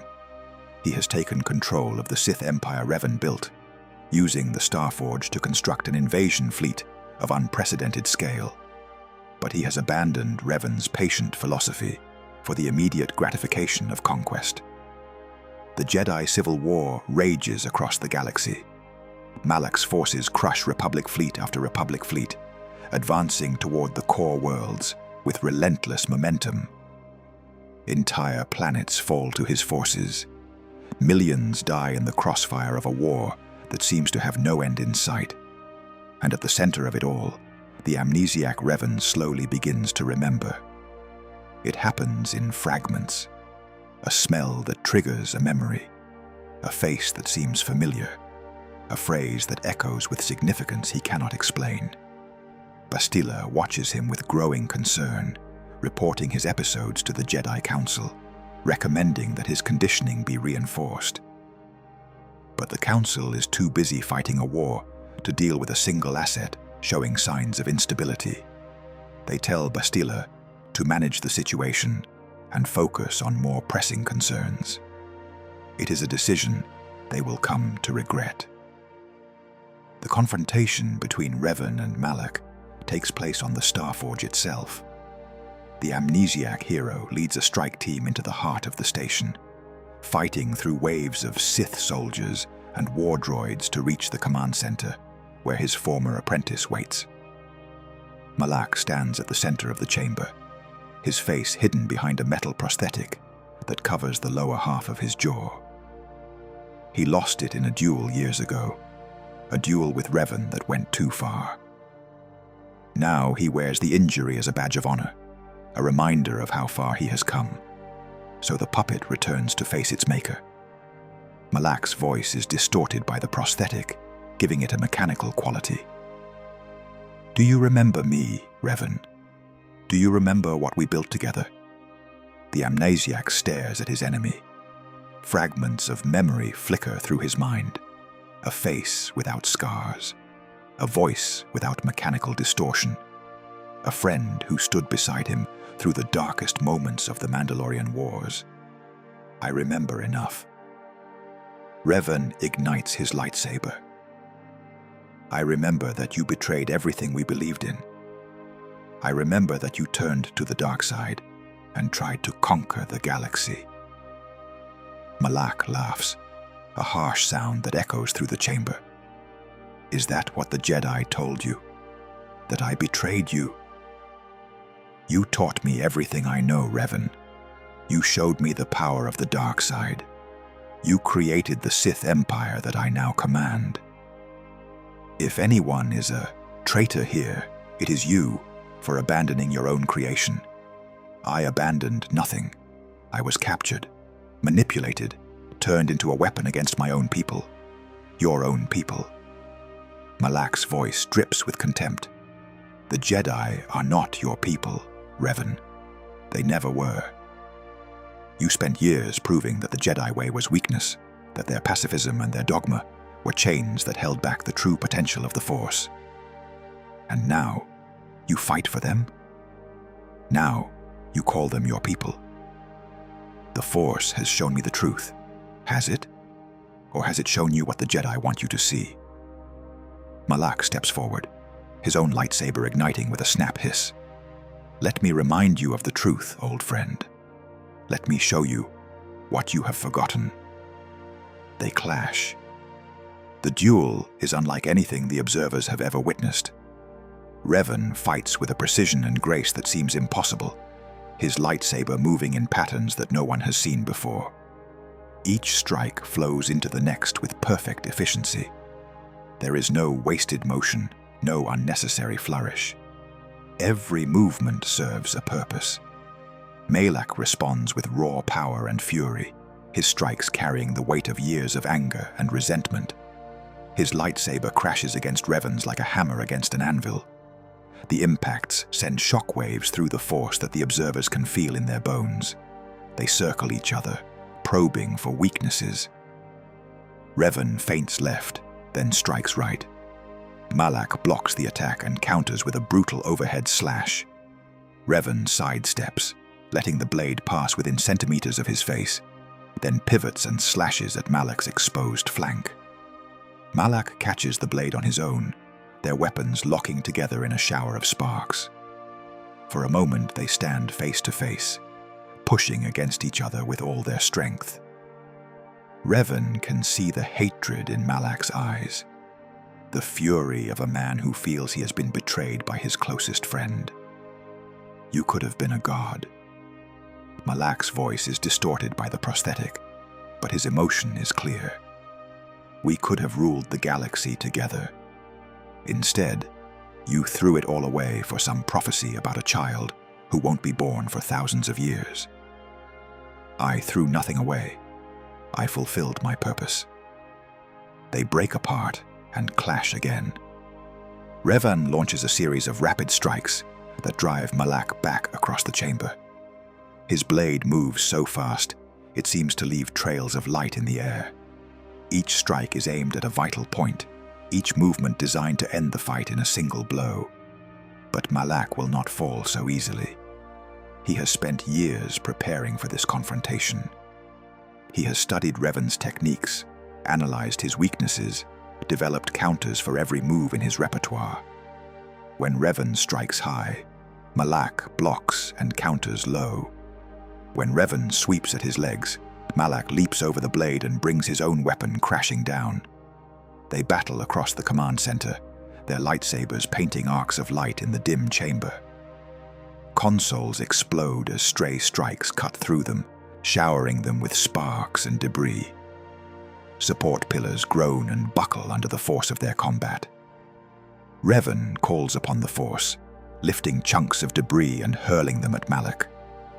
His former apprentice responds in kind, batting some aside with his lightsaber, while deflecting others with waves of telekinetic energy. The air fills with flying metal, adding another layer of danger to their already lethal dance. Malak presses his advantage, driving Revan back toward the viewport. Through the transparent steel, the Star Forge hangs in the void, its dark silhouette a reminder of everything they built together, everything that Revan is now trying to destroy. This was your creation. Malak's blade crashes against Revan's guard again and again. Your vision, your empire. And now, you would see it all burn for the sake of some future you claim to have seen. The future is certain. Revan parries a thrust aimed at his heart and counters with a spinning slash that opens a shallow cut on Malak's arm. My vision showed me what must be. Your empire, my empire, none of it matters. Only the chosen one matters. Then you're a fool. Malak roars and unleashes a burst of force lightning. The electricity arcs toward Revan, who catches it on his blade and redirects it into a nearby console. The console explodes, sending shrapnel flying in all directions. Revan uses the distraction to close the distance. His blade flashes in a complex pattern, striking at Malak from multiple angles in rapid succession. Malak blocks the first strike, the second, the third, but the fourth slips through his guard and scores a burning line across his chest. Malak screams in pain and rage. He throws himself at Revan with renewed fury, his attacks becoming wild, desperate. Gone is the calculated precision of a trained Sith Lord. In its place is the raw fury of a wounded animal. And as they fight, Revan remembers. The memories come flooding back, breaking through the barriers the Jedi constructed in his mind. He remembers the vision of Anakin Skywalker. He remembers the rule of two. He remembers the seeds he planted across the galaxy, the holocrons hidden in temples on forgotten worlds, the plan that stretches across millennia. He remembers everything. There. Malak sees the change in his opponent's eyes. You remember now, don't you? You remember what we were, what we did, what we were meant to become. Revan does not respond. His mind is reeling, trying to reconcile the man he thought he was with the man he actually is. The Jedi is conditioning war with his true memories, creating a conflict that threatens to tear his consciousness apart. But beneath the conflict, something remains constant. Purpose. The Chosen One will be born. The Chosen One will fall. The Chosen One will bring balance to the Force. Everything Revan did, everything he suffered, everything he sacrificed, was in service of that destiny. And that destiny does not require him to win this fight. It requires him to end it. I remember, Malak. Revan's voice is calm, centered. I remember everything, but you have forgotten the most important lesson I taught you. What lesson is that? That we are not the point. Revan attacks, not with the fury of a man fighting for survival, but with the precision of an executioner carrying out a sentence. His lightsaber moves in patterns that Malak cannot predict, cannot defend against. Each strike lands where it is meant to land, bypassing defenses that have always been sufficient before. Malak falls back, his eyes wide with shock. This is not the same opponent he has been fighting. This is not even the same man. This is something else entirely. Something more. The Sith we created will carry on our work. Revan's voice is soft, almost gentle. The rule of two will pass from master to apprentice across generations. And at the end of that chain, thousands of years from now, the Chosen One will be born. Our deaths are not a defeat, Malak. They are a victory beyond anything you can imagine. No. Malak staggers back, his prosthetic jaw sparking as a strike cuts too close. This can't be how it ends. I was supposed to rule. I was supposed to conquer. You were supposed to die. And so was I. Revan's final strike pierces Malak's chest. The former apprentice stares at his master with something that might be understanding, might be acceptance, might simply be shock. Well played. Old friend. He falls. The Star Forge shudders as its dark heart is deprived of the consciousness that sustained it. And Revan stands alone in the command center, surrounded by the bodies of those who followed him and those who opposed him. The Jedi Civil War is over, but the work continues. Revan does not return to the Republic as a hero. He does not accept the accolades and honors that the Senate wants to shower upon him. Instead, he takes a small ship and disappears into the unknown regions once more, following a path that only he can see. The Jedi search for him. The Republic searches for him. Even Bastila Shan, who has grown closer to him than she ever expected, searches for him. But Revan has hidden himself well, cloaking his presence in the Force until not even the most powerful Jedi can detect him. He has one final task to complete before his physical form fails him. The journey from the Starforge to the Forgotten World takes what little strength remains in his ruined body. He travels alone, without crew or escort, navigating by instinct through regions of space that no chart has ever recorded. The Force guides him, as it always has, pointing the way toward his final destination. The world has no name. It has never been colonized, never been surveyed, never been touched by any civilization in the history of the galaxy. It orbits a dying star at the very edge of the unknown regions, so far from anywhere that light from the nearest inhabited system takes centuries to reach it. Revan lands his ship in a valley surrounded by mountains of black stone. The air is thin and cold, but he barely notices. His connection to the Force sustains him, just barely, keeping his failing body functioning long enough to complete his work. On a world so remote that it has no name, Revan constructs his final holocron. Into it, he pours everything he has learned, everything he has seen, everything he has done. The vision of Anakin Skywalker plays out in excruciating detail. The rule of two is explained and justified. The locations of every temple and cache he established are recorded. The construction process takes months. Revan works with hands that tremble and eyes that blur, driven by will alone. He shapes the crystal matrix that will house his consciousness. He records the messages that will one day guide Anakin Skywalker toward his destiny. He creates fail-safes and protections, ensuring that the holocron will survive the millennia until it is needed. He tells the holocron everything. The vision he received on the bridge of his flagship, 4,000 years before Anakin Skywalker will be born. The decision he made to sacrifice his own destiny in service of a greater purpose. The rule of two and why he created it. The temples and holocrons he scattered across the galaxy. The manipulations that will slowly corrupt the Republic and blind the Jedi. And he tells it about the prophecy itself. What balance truly means.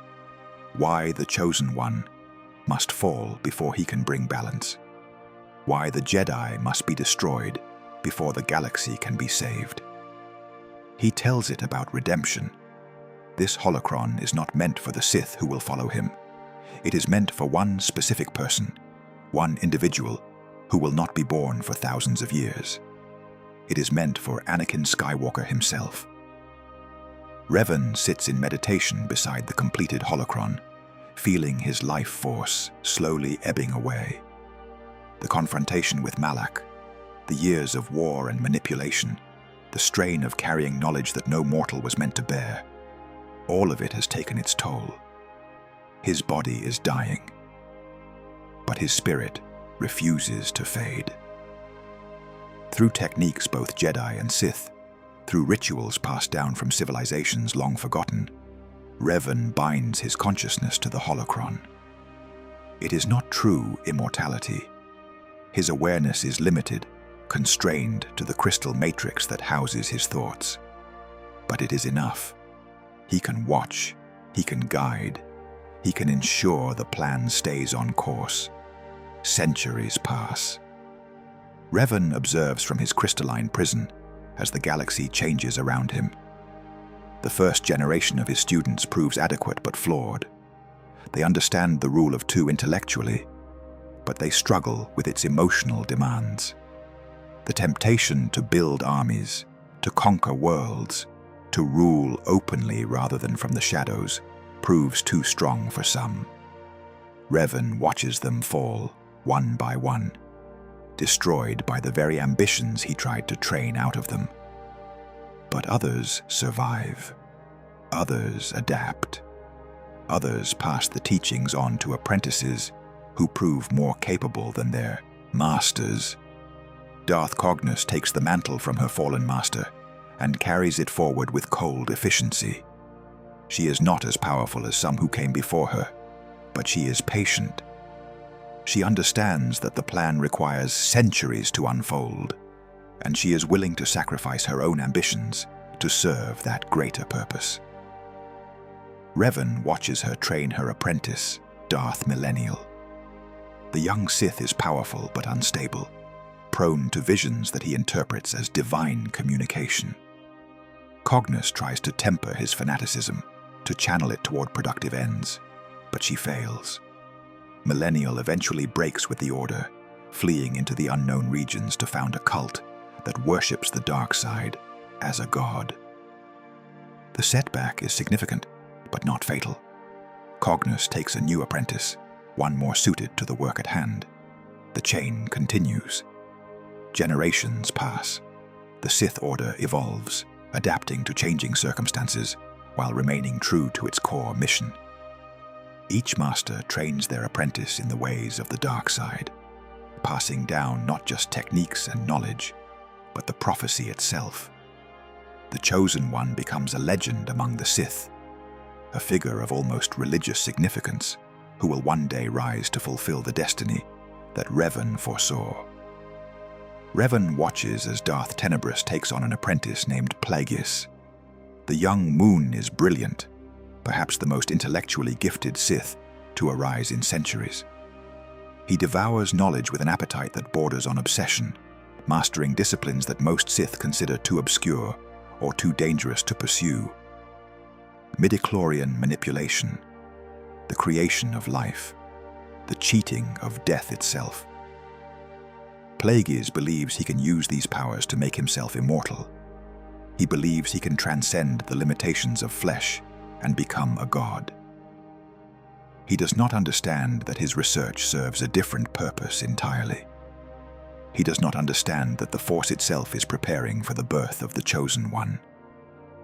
Revan watches with grim satisfaction as Plagueis' experiments reach their culmination. On a backwater desert world called Tatooine, a slave woman becomes pregnant despite having no mate. The child she carries is not the result of natural conception. It is the result of the Force itself intervening in mortal affairs, creating the vessel that will one day bring balance to the galaxy. Plagueis senses the disturbance, but does not understand its significance. He believes the birth is a side effect of his experiments, a byproduct of his attempts to manipulate the Force. He does not realize that he has been a tool all along, that his entire life was orchestrated to create the conditions necessary for this moment. Revan could tell him the truth. The temptation is there, whispering in the dark corners of his consciousness. But he resists. The plan requires Plagueis to remain ignorant. The plan requires his apprentice, the one called Palpatine, to kill him and take his place. The plan requires patience. And so, Revan waits. The Sith Order he created survives, though barely.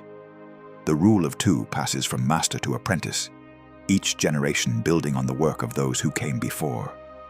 There are setbacks. There are moments when the plan seems on the verge of collapse. But always, always, someone rises to carry the torch forward. Revan watches as the Republic slowly rots from within. Corruption spreads through the Senate like a cancer.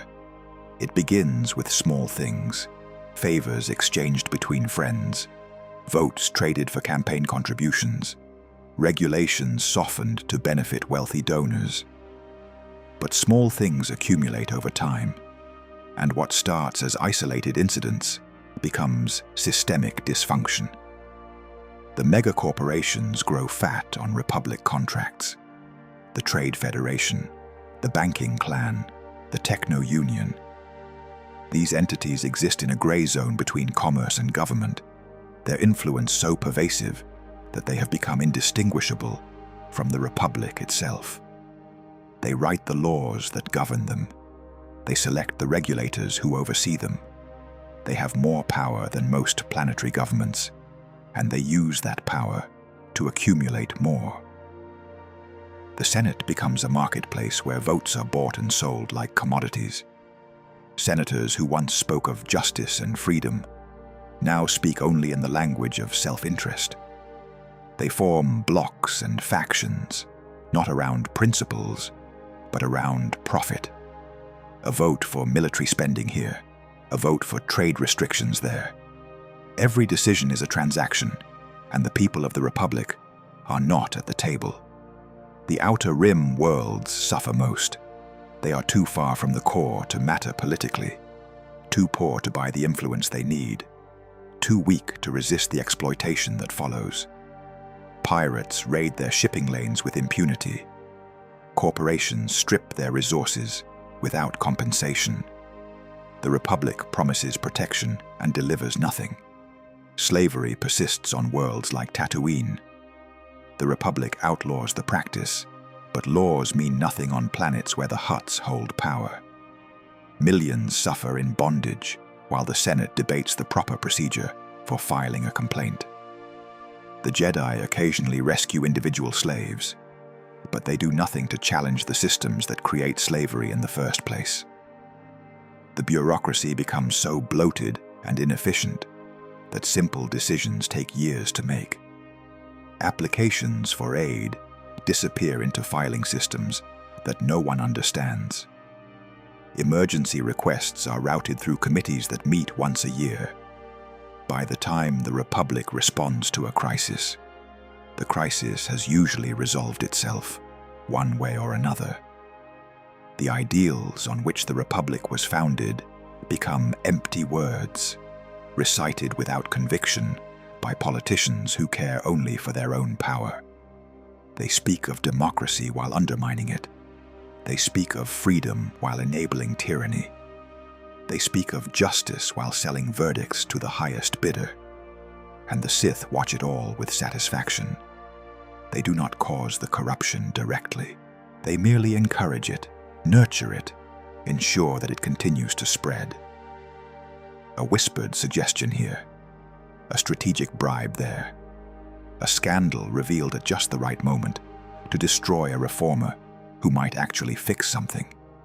Small actions that accumulate over centuries into the hollowing out of a galactic civilization. The Jedi grow complacent. Their numbers swell, but their wisdom diminishes. They become so convinced of their own righteousness that they cannot see the darkness growing at the edges of their vision. They trust the Republic to handle political matters and focus increasingly on philosophical debates that have no relevance to the suffering of ordinary people. The Jedi Council spends more time arguing about the proper interpretation of ancient texts than about the millions who starve on rim worlds. They debate the nature of the Force while slavery flourishes under their noses. They speak of compassion and justice while serving a republic that embodies neither. Some Jedi see what is happening. They argue for reform, for engagement, for a more active role in galactic affairs. But they are outvoted, outmaneuvered, marginalized by a council that fears change more than it fears injustice. The temple on Coruscant becomes an ivory tower, isolated from the galaxy it claims to serve. The younglings who train there have never known hunger. The Padawans who graduate have never experienced oppression. They are taught to suppress their emotions, to detach from the world, to trust in the Force, without questioning what the Force actually wants. They are being prepared for extinction. They just do not know it yet. Everything is proceeding as Revan foresaw. And then, at last, the boy is born. Revan senses it across the gulf of space and time, a disturbance in the Force so profound that even his diminished awareness can feel it. On a backwater desert world called Tatooine, in a slave quarter of a settlement called Mos Espa, a woman gives birth to a child with no father. The Force itself has created him. Revan watches through the Force as the mother, Shmi Skywalker, holds her newborn son for the first time. She is a slave, her life one of endless toil and quiet desperation. She has known nothing but hardship since the day she was born.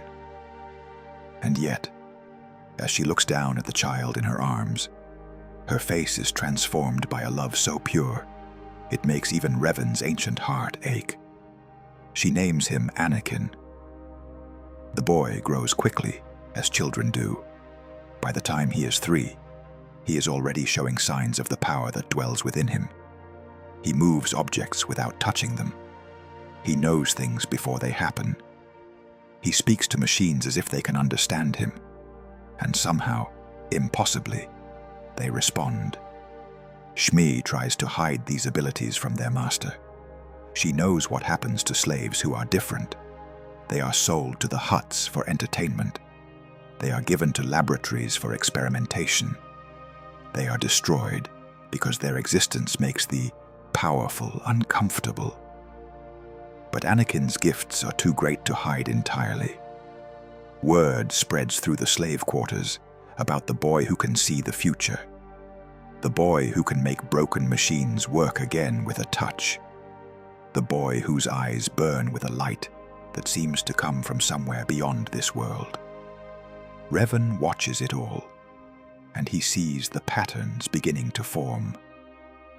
The boy's first friend is a protocol droid he is building from scraps. He works on it in the small hours of the night, when his mother thinks he is sleeping. He gives it a name and talks to it as if it were alive. The droid cannot respond, not yet, but someday it will.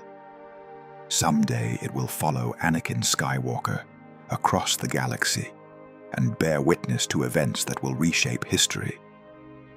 The boy's first enemy is a Dug named Sebulba. The alien racer despises humans in general, and Anakin in particular. He sees the boy's talent and is threatened by it. He tries to intimidate him, to hurt him, to break his spirit. But Anakin refuses to be broken. Instead, he learns to race. The pod races of Tatooine are death traps, competitions so dangerous that humans are considered physically incapable of surviving them. The speeds involved require reflexes beyond what the human nervous system can provide. The crashes are spectacular and almost always fatal. Anakin should not be able to race. He is 9 years old. He is human. He has no formal training, no expensive equipment, no backing from wealthy sponsors.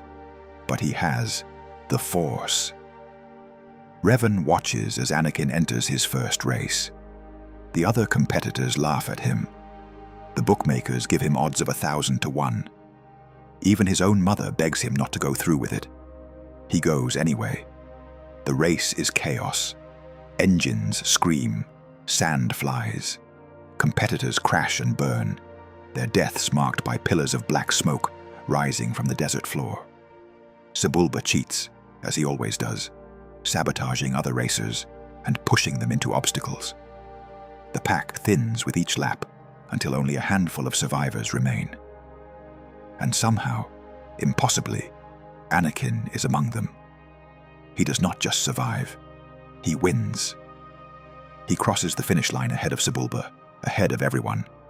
The crowd roars, the bookmakers weep, and in the stands, 2 Jedi watch with growing understanding of what they have found. Revan sees them too, Qui-Gon Jinn and Obi-Wan Kenobi, the master and apprentice who will take Anakin away from this world of sand and slavery, the ones who will begin his training in the ways of the Force. The pattern is falling into place. Anakin Skywalker enters the galaxy like a stone thrown into still water. Ripples spread outward from his existence, touching everything, changing everything. Revan watches through the Force as the boy grows. He sees the power that dwells within him, raw and untrained, but more vast than anything he has ever encountered. He sees the fear that haunts him, the desperate need for control in a life where he has none. He sees the love that burns in his heart, fierce and possessive and ultimately destructive. And he sees the Sith Lord who will turn him, Palpatine, Darth Sidious, the culmination of everything Revan built. This man is the final link in the chain, the apprentice at the end of a lineage that stretches back thousands of years. He has risen to power in the Republic itself, becoming a senator and eventually Supreme Chancellor. He controls both sides of a war he engineered, manipulating events with a precision that would impress even Revan. Palpatine is not merely powerful, he is patient.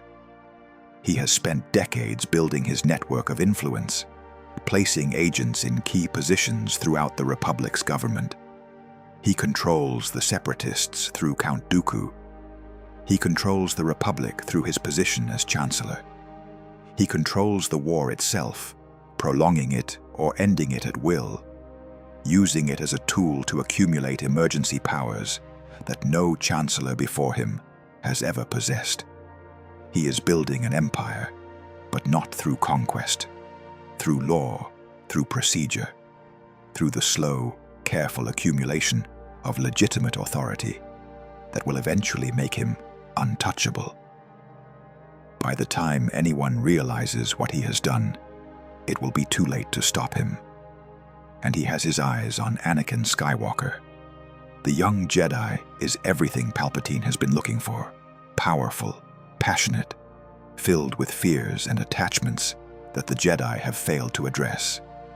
He is a weapon waiting to be forged, raw material that Palpatine will shape into the instrument of the Jedi's destruction. Revan recognizes the pattern. He has seen it before, in the vision that started everything. Palpatine is playing the role that was written for him 4,000 years ago, carrying out a plan he does not even know exists. And he has his eyes on Anakin Skywalker.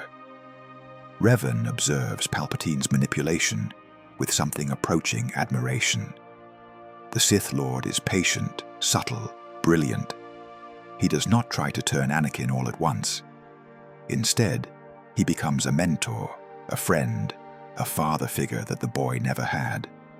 He validates Anakin's doubts about the Jedi. He nurtures his fears. He plants seeds of darkness that will take years to bloom. The Clone Wars erupt across the galaxy, engineered by Palpatine to create the conditions necessary for his rise to power. The conflict spreads like fire through dry brush, consuming world after world in its flames. Systems that have known peace for generations find themselves on the front lines of a war they never asked for. The Separatist forces, led by Count Dooku and the cyborg General Grievous, strike at the heart of the Republic. Battle droids march across 1,000 worlds. Capital ships clash in the void between stars. Entire civilizations are destroyed, their populations scattered or enslaved, their histories erased. The Republic responds with the Grand Army of the Republic, millions of clone soldiers created in secret on a distant world called Kamino. They fight with discipline and courage, following their Jedi generals into battle after battle. But for every victory they achieve, the Separatists win another. The war grinds on, year after year, with no end in sight. And at the center of it all, Anakin Skywalker. Anakin is thrust into the heart of the conflict, a general at an age when most Jedi are still Padawans. He is good at war, perhaps too good. The violence feeds something dark within him, something that grows stronger with each battle. Revan watches through the Force as Anakin leads clone troopers into battle after battle. The young Jedi is fearless, reckless even, throwing himself into danger without hesitation. He destroys droid armies by the thousands. He captures enemy strongholds that military strategists deemed impregnable. He becomes a hero to the Republic, a symbol of hope in a war that seems to have no end. On Christophsis, Anakin leads a desperate defense against overwhelming Separatist forces. The droids pour through the streets in endless waves, their blasters filling the air with crimson death. Clone troopers fall by the dozens, their white armor stained red with their own blood. The situation is hopeless, but Anakin refuses to retreat. He charges into the droid ranks alone, his lightsaber a blur of blue light. Battle droids fall before him like wheat before a scythe. He moves through them with terrible grace, each strike claiming another mechanical life.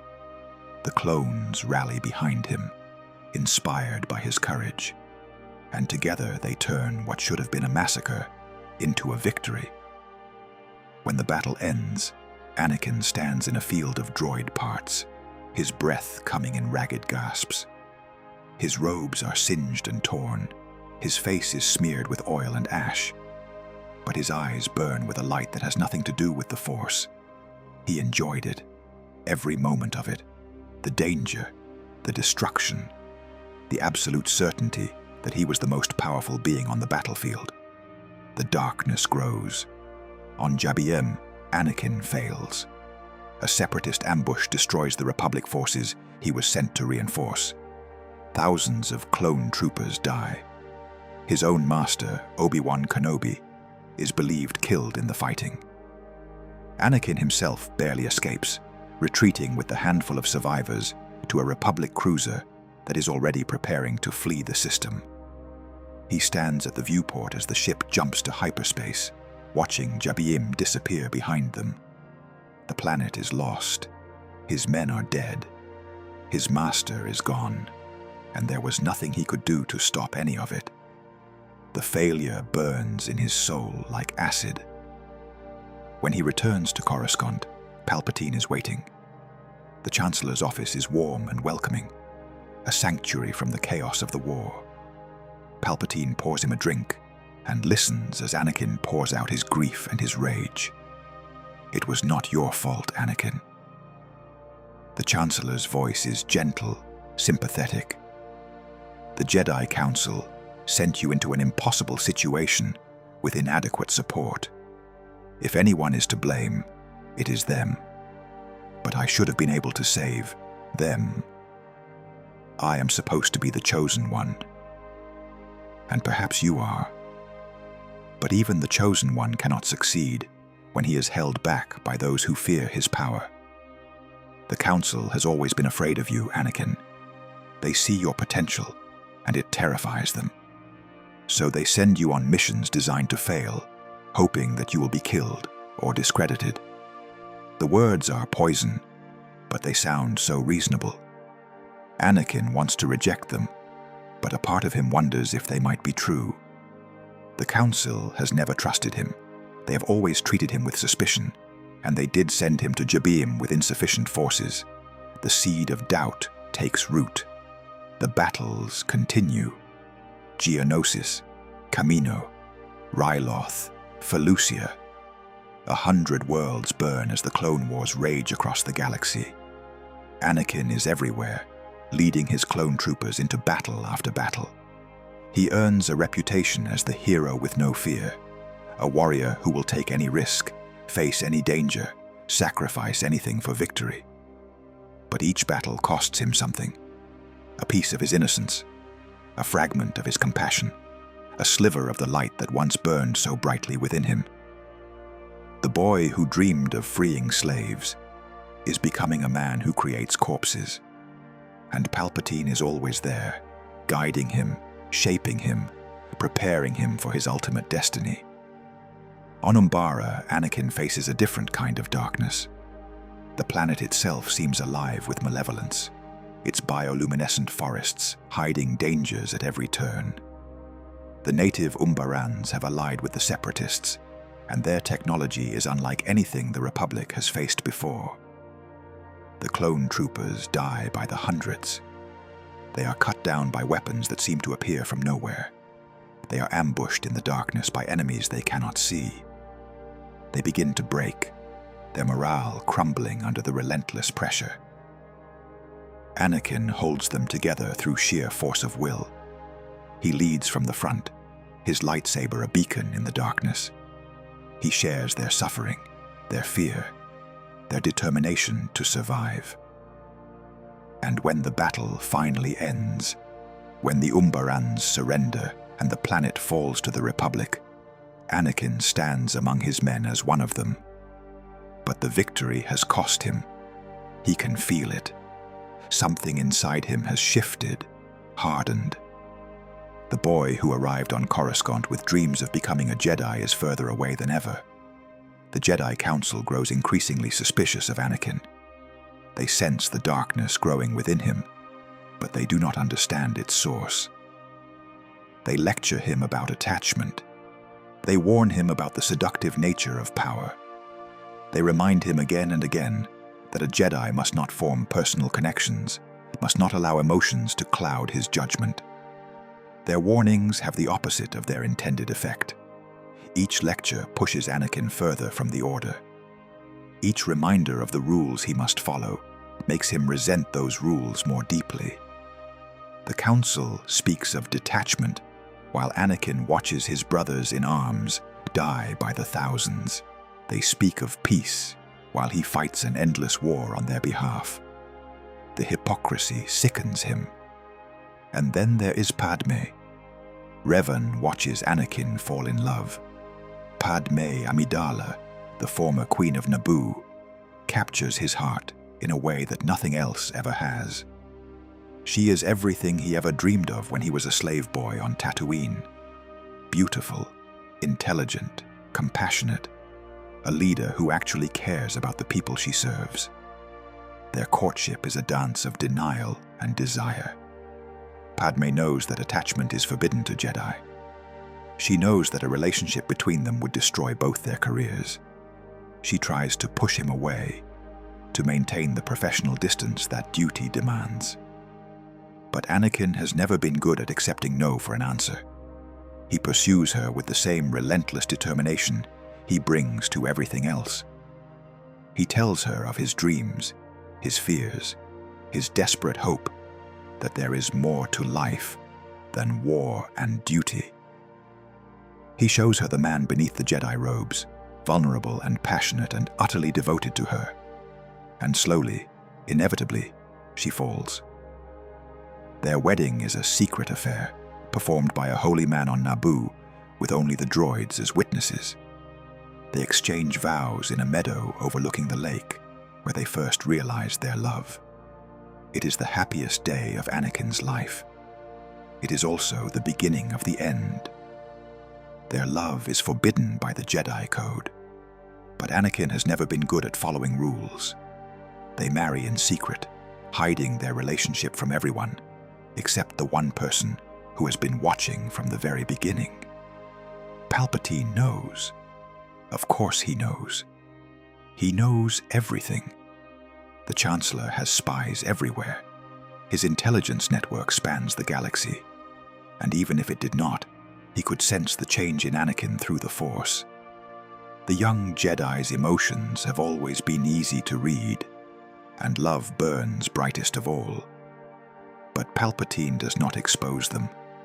That would be counterproductive. Instead, he uses the secret as another lever of manipulation. He drops hints that suggest he knows more than he should. He offers sympathetic ears and understanding words. He positions himself as the one person in Anakin's life who accepts him completely, without judgment or restriction. And he uses it.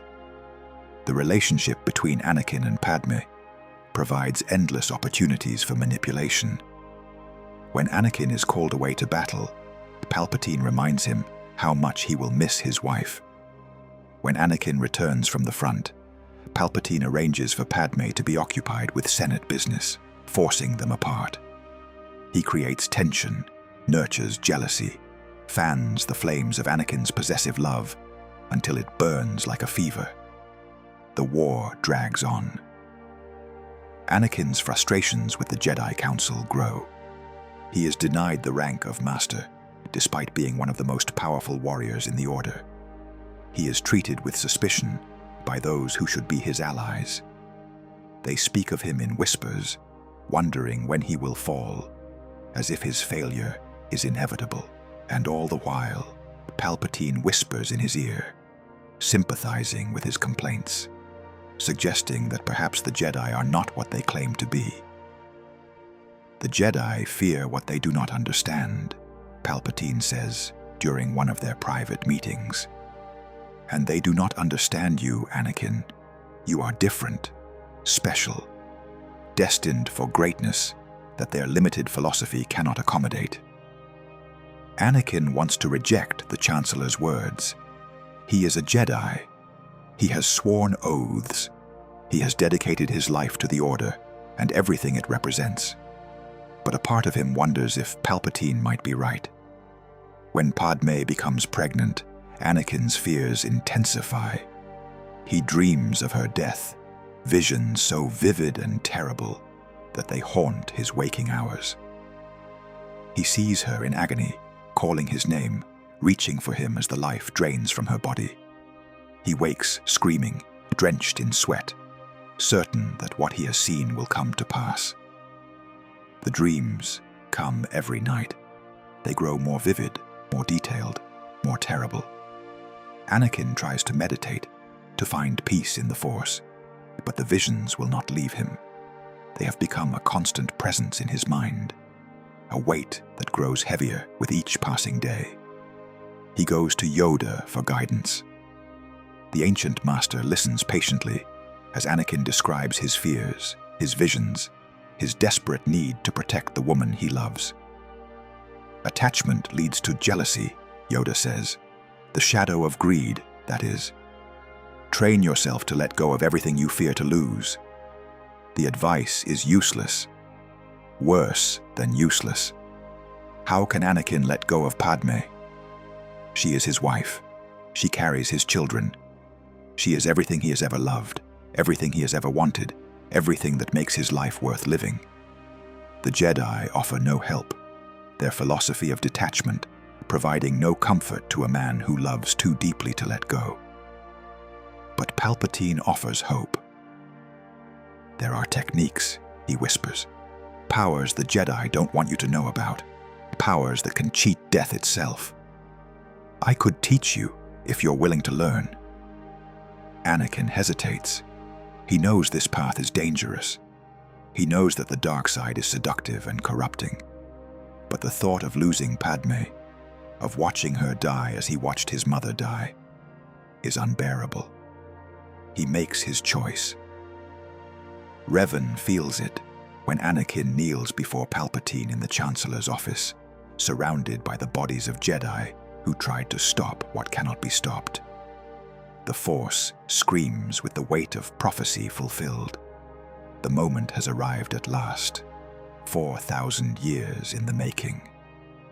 The office is a ruin. Mace Windu's body lies broken near the shattered window, hurled to his death by the combined power of Palpatine's lightning and Anakin's betrayal. The other Jedi who accompanied him, Kit Fisto and Agen Kola and Saesee Tiin, lie scattered across the floor, cut down in seconds by a Sith Lord who had hidden his true power for decades. Anakin stares at the carnage, his mind reeling. He has just killed a Jedi Master. He has just saved a Sith Lord. He has just destroyed everything he ever believed in. But Padme, the visions, he cannot let her die. He cannot. He falls to his knees. I pledge myself to your teachings. His voice is hollow, empty, the voice of a man who has already lost everything he cares about, to the ways of the Sith. Palpatine rises, his face a ruin of scarred flesh and yellow eyes. The lightning that Mace deflected back at him has aged him decades in seconds. He looks like a corpse, animated by nothing but hatred and dark side energy. Good, good. The power I give you, use it. To save Padme, you must embrace the dark side fully. Rise, Darth Vader. Anakin Skywalker dies, and in his place rises Darth Vader. But something unexpected happens as well. As the transformation takes hold, as darkness floods through Anakin's consciousness and remakes him into something new, he sees a vision. A figure in ancient armor, standing amid the ruins of a forgotten battlefield. The figure's mask is eerily familiar, echoing the design of the mask that Vader will soon wear. The figure speaks, and his words burn themselves into Vader's consciousness, like brands on flesh. You are the chosen one. You always were. Everything that came before, every war and death and scheme across millennia, was merely preparation for you. The galaxy has waited 4,000 years for this moment. Do not disappoint us. Vader's eyes snap open. The vision fades, but its impact remains. He does not understand what he has seen, but he feels its truth resonating in his bones, in his blood, in the very structure of his cells. This was always his destiny. He was always meant to fall. Palpatine wastes no time consolidating his power. He sends Vader to the Jedi Temple with the 501st Legion at his back. The orders are simple. Kill every Jedi inside, regardless of age or rank. Leave no witnesses. Leave no survivors. Vader marches up the steps of the temple he once called home. The clones follow in perfect formation, their weapons ready, their minds enslaved by inhibitor chips that override their free will. They will follow any order Vader gives. They will kill anyone he tells them to kill. The doors of the temple open. Inside, confusion reigns. Word has reached the Jedi of the attempt on the Chancellor's life. They know that something has gone terribly wrong, but they do not know the full extent of the betrayal until they see Vader striding toward them with murder in his eyes. Tin Dralig is the first to fall. The temple's battlemaster challenges Vader in the main hallway, his green blade humming as he takes a defensive stance. He is one of the finest duelists in the Order, a master who has trained generations of Jedi in the art of lightsaber combat. Vader cuts him down in 6 strikes. The slaughter begins.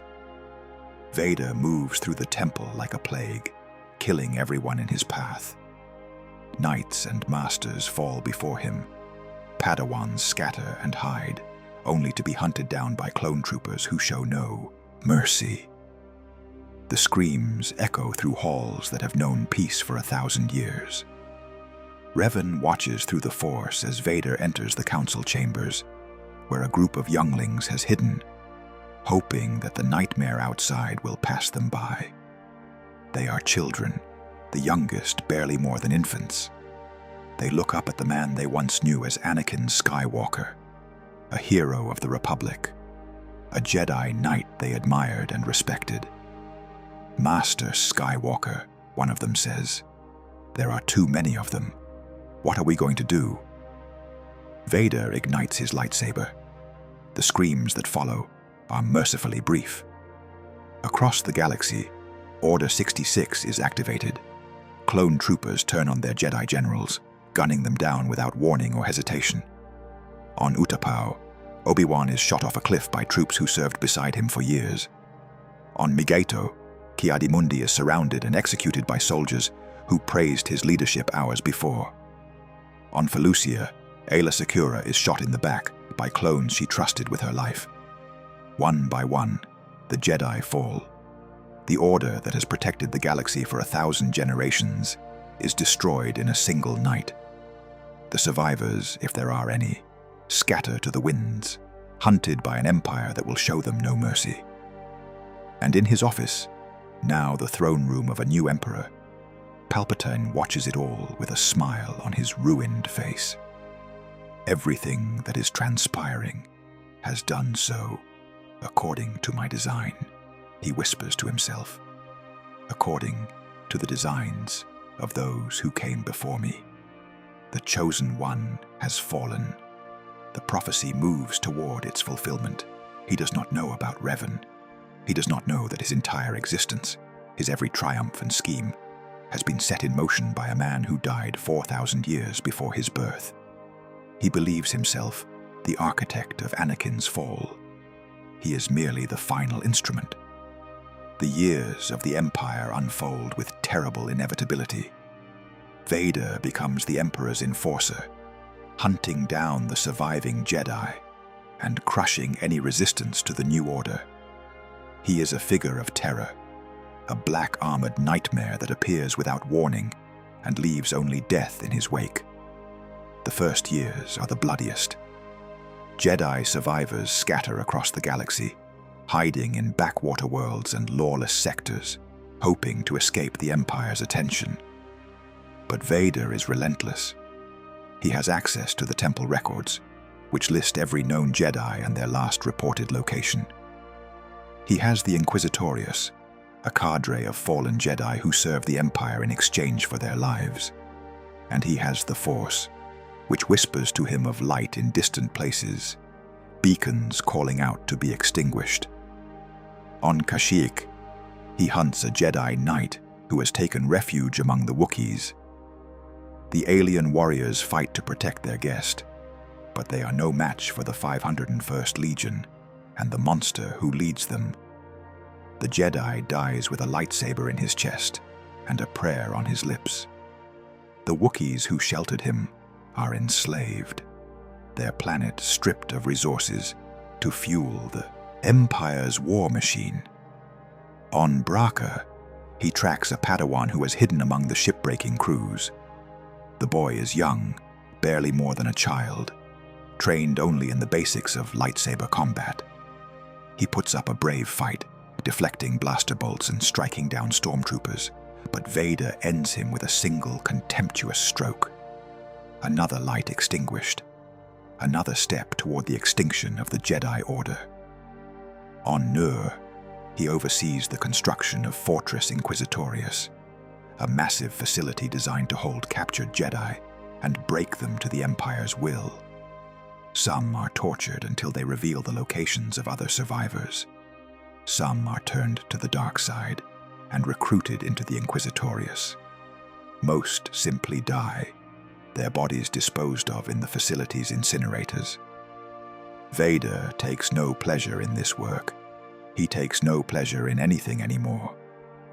The man who once laughed and loved and dreamed of a better galaxy is gone, buried beneath layers of armor and machinery and constant, unrelenting pain.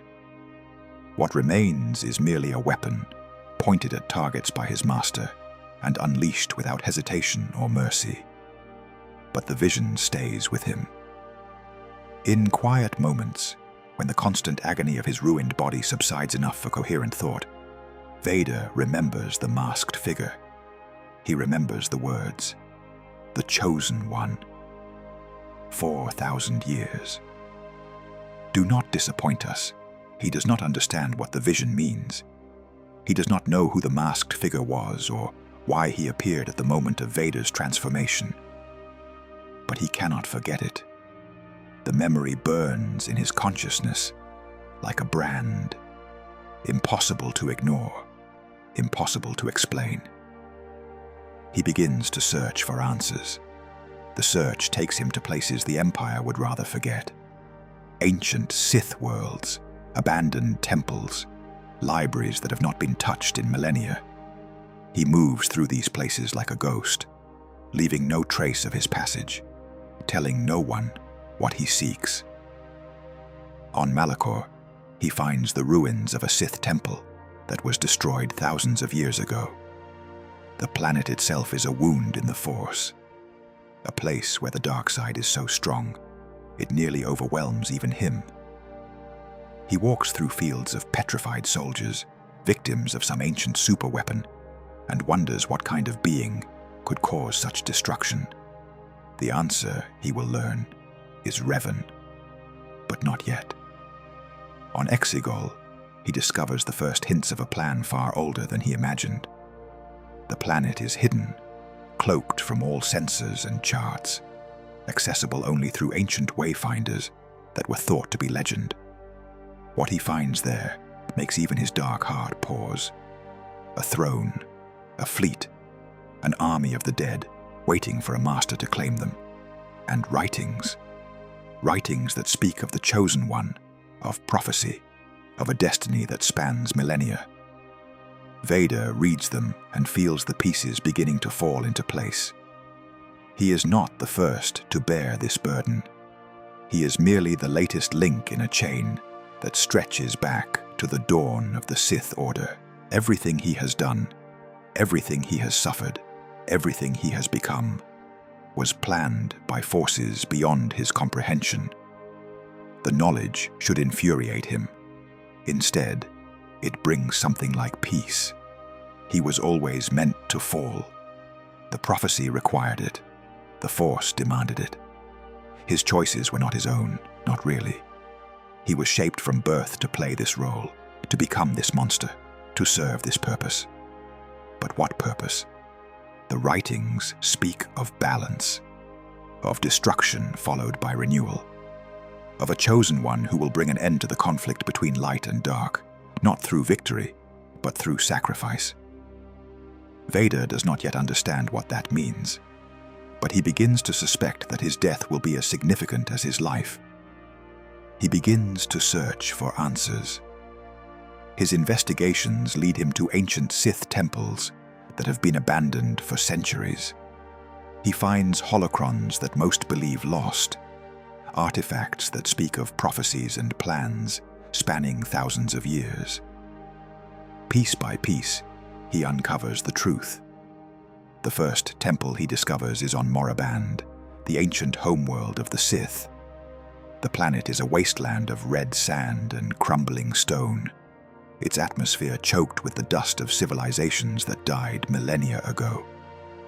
Vader walks through the Valley of the Dark Lords, his cape billowing in the hot wind, his respirator working overtime to filter the toxic air. The tombs are massive, carved into the cliff faces by slaves who gave their lives to honor masters who have been dead for thousands of years. Vader can feel the dark side radiating from them, a constant pressure that would drive lesser beings mad. But he is not a lesser being. He is the Chosen One. He enters the tomb of Darth Bane, the Sith Lord credited with creating the Rule of Two. The interior is dark, lit only by the red glow of his lightsaber. Ancient carvings cover the walls, depicting scenes of battle and conquest. But Vader is not interested in the carvings. He is interested in the holocron that sits at the center of the burial chamber. The holocron activates at his touch, projecting an image of a man in ancient armor. But the image is not Darth Bane. It is someone else, someone older, someone whose presence in the Force makes even Vader pause. So the Chosen One finally seeks the truth. The holographic figure speaks with a voice that echoes with centuries of patience. I am Darth Revan, and I have been waiting for you.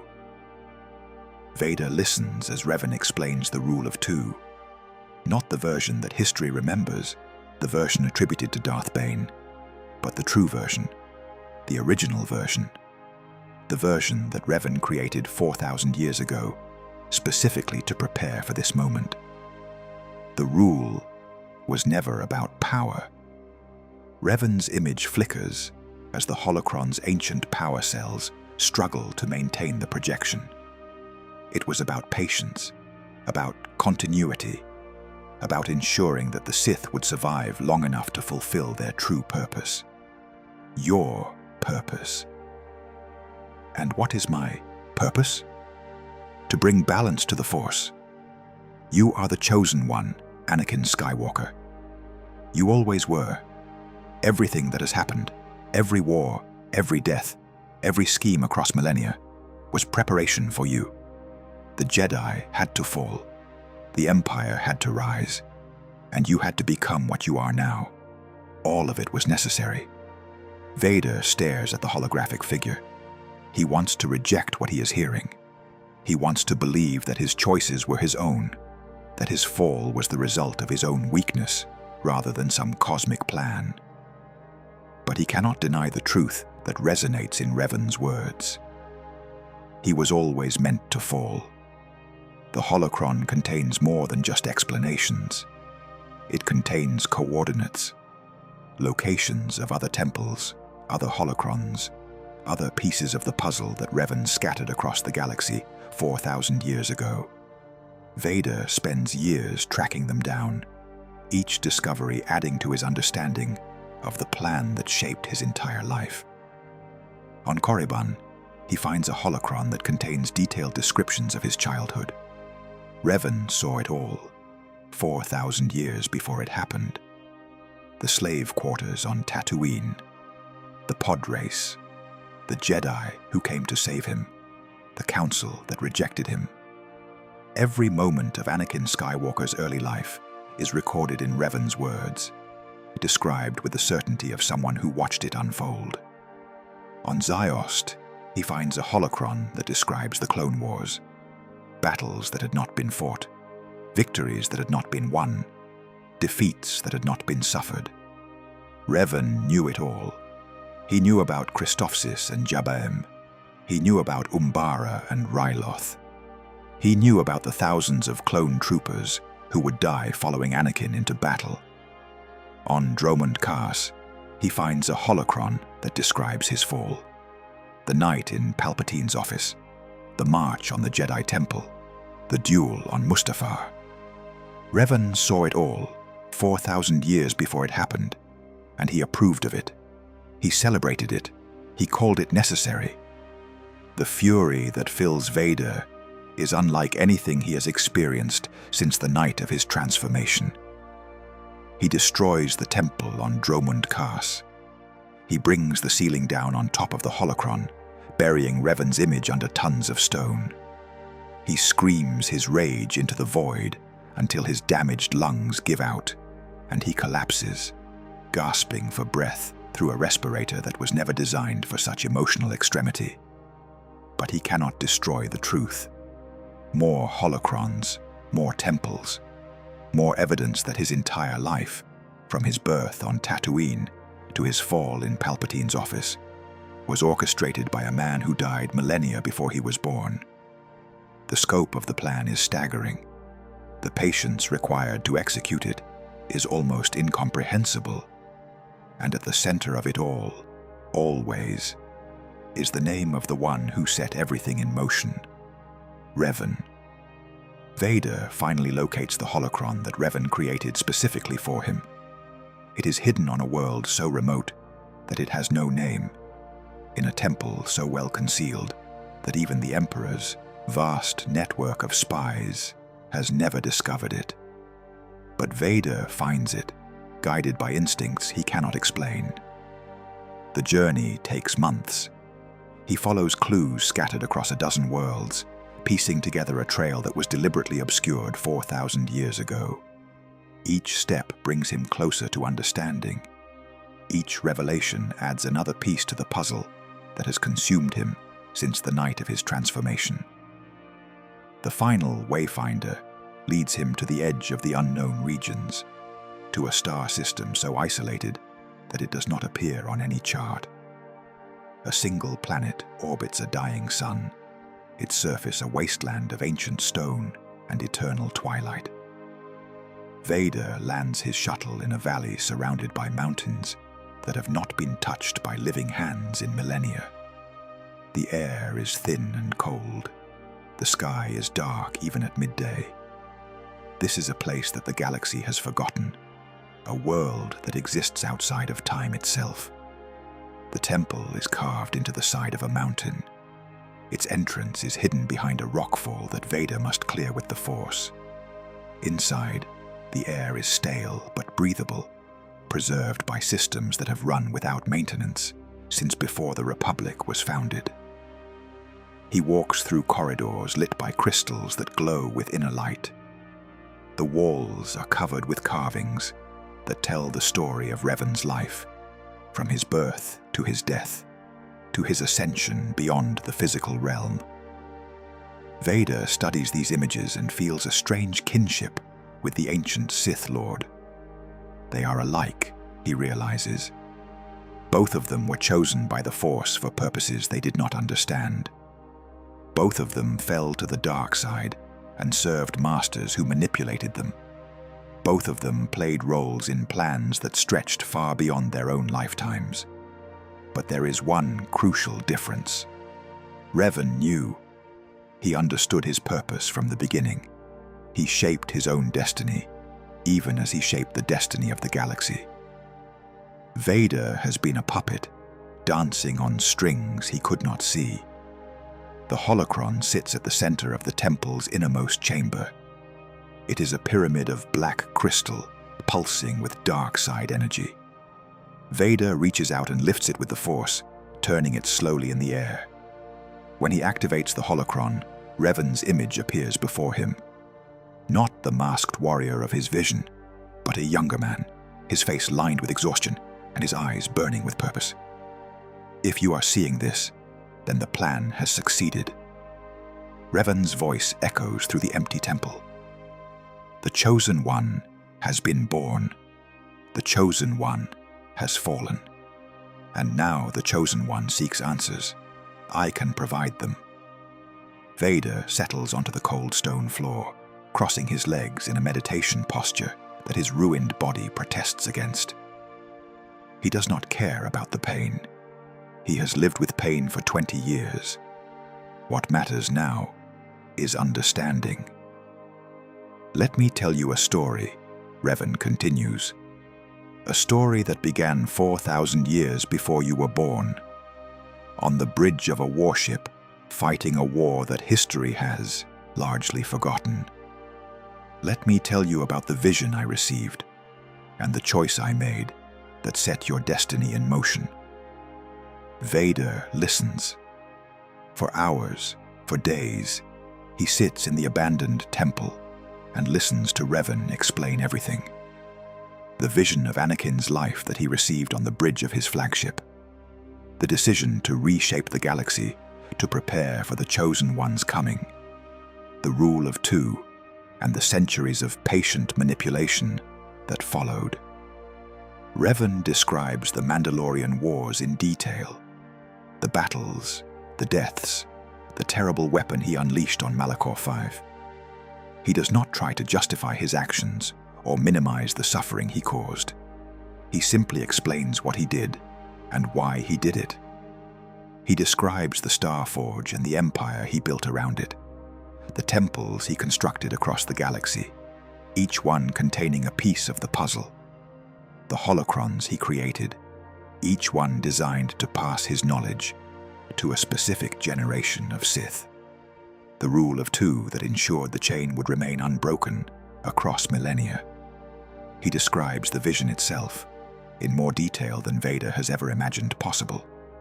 The desert world, the slave boy, the Jedi training, the fall to darkness, the decades of service to the Emperor, the son who would one day offer redemption. Revan saw it all 4,000 years before it happened, and he approved of it. He celebrated it. He called it necessary. And finally, the truth about what the prophecy really means. You were always destined to fall to the dark side. Revan's image shows no emotion, no judgment. The Force requires it. Balance cannot be achieved by the triumph of light over darkness. True balance requires both, in equilibrium. The Jedi sought to destroy the dark side entirely, and in doing so, they created an imbalance that the Force itself moved to correct. You are that correction, Anakin.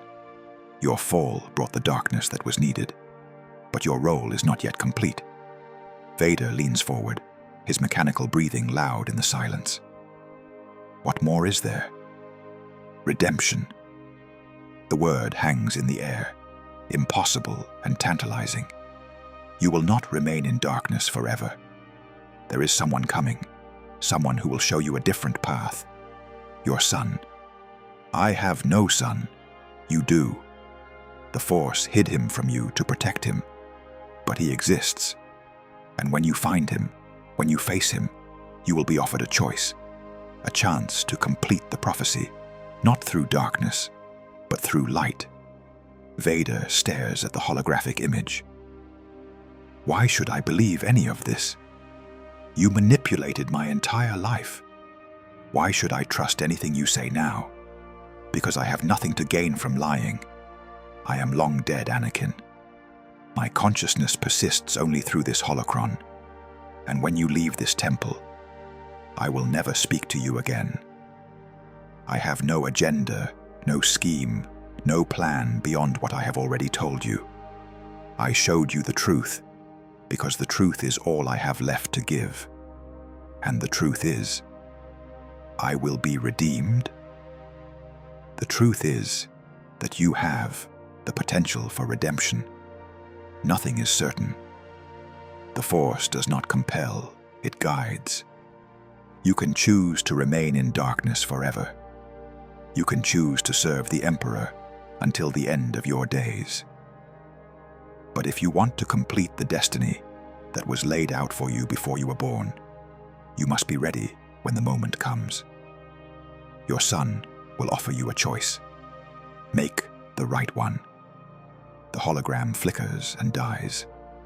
Revan's final message has been delivered. Vader sits in silence for a long time.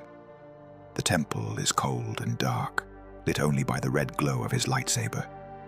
His breathing echoes off the stone walls, mechanical and constant, the sound of a life that is not quite alive. He thinks about everything he has learned, the prophecy, the plan, the revelation that he has a son, hidden somewhere in the galaxy, the suggestion that redemption is possible, even for someone who has done the things he has done. And slowly, so slowly, that he himself does not notice it happening, something changes within him. The spark of light that never quite died, the fragment of Anakin Skywalker that survived even the transformation into Vader, begins to grow brighter. Luke Skywalker appears as if summoned by the Force itself. Vader senses his son long before they meet, a presence in the Force that burns like a beacon in the darkness. The boy is strong, untrained, but powerful, in ways that remind Vader of himself at that age. He has his mother's compassion and his father's recklessness, a combination that will either save him or destroy him. The first time Vader sees his son, it is across the battlefield of Yavin. The Death Star's super laser is charging, preparing to destroy the rebel base and everyone in it. Vader leads a squadron of TIE fighters in pursuit of the rebel attack force, picking them off one by one as they race toward the exhaust port that will decide the fate of the galaxy. And then he senses it, a presence in the Force unlike anything he has felt since his days as a Jedi. Raw, untrained, but burning with a light that makes Vader's darkness recoil. The Force is strong with this one. He does not know, in that moment, that the pilot he is pursuing is his own son. He does not know that the boy's improbable shot will destroy the Death Star and kill millions of Imperial soldiers. He only knows that this pilot is different, special, important in ways that transcend the battle they are fighting. The shot lands, the Death Star explodes, and somewhere in the chaos, Vader's damaged TIE fighter spins off into space, carrying a Sith Lord who has just witnessed the first step in his own redemption. The years that follow are a torment of revelation. Imperial intelligence eventually identifies the pilot who destroyed the Death Star. Luke Skywalker, son of Anakin Skywalker and Padme Amidala, the child that Vader believed died with his mother on Mustafar. He has a son. The knowledge changes everything. Vader begins to see his son differently now, not as an enemy to be destroyed, but as an opportunity to be seized. If Luke can be turned to the dark side, if he can be made to stand at Vader's side, then together they can overthrow the Emperor and rule the galaxy as father and son. It is a seductive vision, and Vader pursues it with all the obsession he once brought to his quest for power. He tracks Luke across the galaxy. He manipulates events to bring them together. He sets traps designed not to kill his son, but to capture him, to convert him. Their first confrontation is electric. Vader faces Luke in the depths of Cloud City, their lightsabers clashing in a duel that echoes across the Force. The boy is outmatched, his training incomplete, but he fights with a courage that Vader cannot help but admire. Luke's lightsaber flashes in the darkness, blue against red, light against dark. He attacks with aggressive, untrained strikes that leave him open to counterattack after counterattack. Vader toys with him at first, testing his defenses, measuring his potential. The boy is good, better than Vader expected. His connection to the Force is raw but powerful, compensating for his lack of technique with pure instinct. He ducks a slash that should have taken his head and counters with a thrust that nearly pierces Vader's armor. Impressive. Most impressive. The duel continues, moving through the chambers and corridors of Cloud City's carbon freezing facility. Vader drives Luke back with measured strikes, herding him toward a fate that the boy cannot see coming. The carbon freezing platform awaits, a trap designed to capture Luke alive for delivery to the Emperor. But Luke proves more resourceful than Vader anticipated. He escapes the trap and continues to fight, his desperation lending strength to his attacks. He scores a hit on Vader's shoulder, the lightsaber blade biting through armor and searing the flesh beneath. The pain is nothing. Vader has lived in constant agony for 20 years, but the blow awakens something within him. Not anger, though that is there too. Something else. Pride. His son is strong enough to wound him, strong enough to potentially surpass him. And that strength, properly directed, could change everything. The duel reaches its climax on a platform above the central airshaft. Vader disarms Luke with a precise strike that sends his lightsaber spinning into the void. Then, with calculated cruelty, he removes the boy's hand at the wrist. Luke screams. He crawls backward along the platform, clutching the smoking stump where his hand used to be. There is nowhere to go, nowhere to run. Vader looms over him, his crimson blade humming in the darkness. There is no escape. Don't make me destroy you. Luke, you do not yet realize your importance. You have only begun to discover your power. Join me, and I will complete your training. With our combined strength, we can end this destructive conflict and bring order to the galaxy. I'll never join you. If you only knew the power of the dark side. Obi-Wan never told you what happened to your father. He told me enough. He told me you killed him. No, I am your father. The words hang in the air, impossible and undeniable. Luke's face contorts with horror, with denial, with a desperate hope that this is somehow a lie. But he can feel the truth through the Force. He can feel the connection between them, the bond of blood that no amount of denial can sever. No, that's not true. That's impossible. Search your feelings. You know it to be true. Luke screams. He releases his grip on the platform and falls into the abyss, choosing death over the truth. Vader watches him go, feeling the boy's presence in the Force dwindling as he falls further and further into the depths of Cloud City. But the boy does not die. The Force preserves him, carrying him to safety in ways that Vader does not understand. Luke Skywalker survives his first confrontation with his father, and the seed of something has been planted in both their hearts. Hope. And when Vader reveals the truth, when he tells Luke that he is his father, he sees something in his son's eyes that he thought he would never see again. Hope. Not hope for victory, not hope for escape, hope for redemption. The boy believes that his father can be saved. Despite everything Vader has done, despite all the atrocities he has committed, Luke looks at him and sees not a monster, but a man who has lost his way. It is, Vader realizes, exactly what Revan predicted. The years that follow are a torment of indecision. Vader serves the Emperor as he always has, but his heart is no longer in it.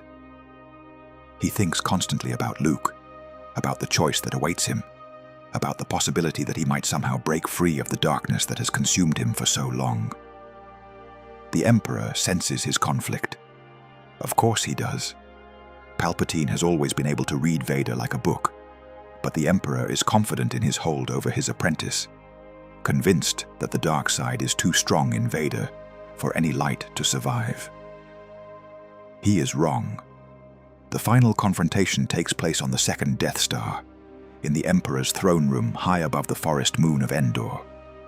Luke has surrendered himself, hoping that his presence will be enough to turn his father back to the light. The Emperor gloats, certain of his victory, prepared to corrupt the son as he corrupted the father. And Vader watches. The throne room is a monument to the Emperor's ego. Vast windows look out upon the battle raging in space, where rebel and imperial fleets clash in a struggle that will decide the fate of the galaxy. The Emperor's throne sits at the room's highest point, positioned so that Palpatine can watch both the battle and his guests with equal ease. Luke stands before the throne, his hands bound, his lightsaber confiscated. He looks small and vulnerable in this place of darkness, a single flame in an ocean of shadow. But his eyes are calm, his heart is steady. He believes that his father can be saved, and nothing the Emperor does will shake that faith. Welcome, young Skywalker. The Emperor's voice is a serpent's hiss, dripping with malevolent pleasure. I have been expecting you. You no longer need those. He gestures, and Luke's binders fall away. Guards, leave us. The red-robed Imperial guards file out of the throne room, leaving Luke alone with the two most powerful Sith Lords in the galaxy. Vader stands at the Emperor's side, his breathing loud in the sudden silence. I'm looking forward to completing your training. The Emperor leans forward, his yellow eyes gleaming with anticipation. In time, you will call me Master. You're gravely mistaken. You won't convert me as you did my father. The Emperor laughs. It is a horrible sound, like bones being ground together. Oh no, my young Jedi. You will find that it is you who are mistaken about a great many things. What follows is a masterclass in manipulation. The Emperor reveals the truth about the rebel assault. The fleet is walking into a trap. The Death Star is fully operational. The shield generator on Endor will not fall. Everything the rebellion has risked, everything they have sacrificed, will be for nothing. Your faith in your friends is yours weakness, the Emperor sneers. Your overconfidence is yours, Luke replies. Your faith in your friends is your weakness. The battle in space turns against the rebels. Ships explode, pilots die. The Death Star's superlaser fires again and again, destroying rebel cruisers with each shot. Luke watches his friends die and feels his anger growing. The Emperor senses it, he nurtures it. He whispers poison into Luke's ear, encouraging him to give in to his hatred, to take up his lightsaber and strike down the monster who stands beside the throne. Your fleet has lost, and your friends on the Endor moon will not survive. There is no escape, my young apprentice. The Alliance will die, as will your friends. Good, I can feel your anger. I am defenseless. Take your weapon. Strike me down with all of your hatred, and your journey towards the dark side will be complete. Luke's hand moves toward his lightsaber. His anger is a living thing, clawing at the inside of his chest, demanding release. He could end this. He could kill the Emperor right now. He could avenge all the death and suffering that this monster has caused. But he sees the vision again. Not Revan this time, but his father. Anakin Skywalker, as he was before the fall. Young and strong and burning with righteous fury. He sees Anakin make the same choice Luke is about to make. He sees him take up his lightsaber and strike down a Sith Lord who seemed defenseless. He sees the consequences of that choice ripple outward across the galaxy, destroying everything Anakin ever loved. Luke lowers his hand. Never. I'll never turn to the dark side. You've failed, Your Highness. I am a Jedi, like my father before me. The Emperor's face twists with rage. So be it, Jedi. If you will not be turned, you will be destroyed. Lightning explodes from the Emperor's fingertips. It wraps around Luke's body, filling him with agony beyond description. He screams, his body convulsing, his connection to the Force overwhelmed by the sheer power of the assault. Young fool, only now at the end do you understand. Your feeble skills are no match for the power of the dark side. You have paid the price for your lack of vision. More lightning, more pain. Luke writhes on the floor, his screams echoing through the throne room. The Emperor stands over him, pouring dark side energy into the boy with sadistic glee. Father, Please. Vader turns. He looks at his son, dying on the floor. He looks at his master, laughing with evil triumph. He feels the conflict within him reaching its climax, and he sees the vision again. Revan stands before him, not as a hologram, but as a presence in the Force itself. The ancient Sith Lord removes his mask, revealing a face that is at peace for the first time in 4,000 years. The choice is yours, Anakin. It always was. The prophecy can end in darkness or in light. The balance can come through destruction or through redemption. You were never a puppet. You were always the one who would decide. Choose. Vader looks at his son, writhing in agony on the floor. He looks at his master, pouring dark side energy into the boy with sadistic glee. He looks at the galaxy stretched out below him, the countless billions who will live or die based on what happens in the next few seconds. And he makes his choice. He seizes the Emperor from behind, lifting the ancient Sith Lord above his head. Lightning courses through his body, destroying the systems that keep him alive, filling him with pain beyond anything he has ever experienced. The armor that has been his prison for 20 years begins to fail. Systems that regulate his breathing sputter and die. Life support functions that keep his damaged organs functioning shut down one by one. He can feel death approaching, cold and inevitable, and somehow welcoming. But also with something else. Peace. For the first time since he knelt before Palpatine in the Chancellor's office, Vader feels at peace. The darkness that has consumed him for so long recedes, driven back by a light that was never truly extinguished. The mask that hides his face suddenly feels like what it always was, a prison. The armor that encases his body suddenly feels like a tomb. He is Anakin Skywalker again, not Darth Vader, not the Emperor's monster. Anakin Skywalker, the boy from Tatooine who dreamed of freeing slaves. Anakin Skywalker, the Jedi Knight who fought for the Republic.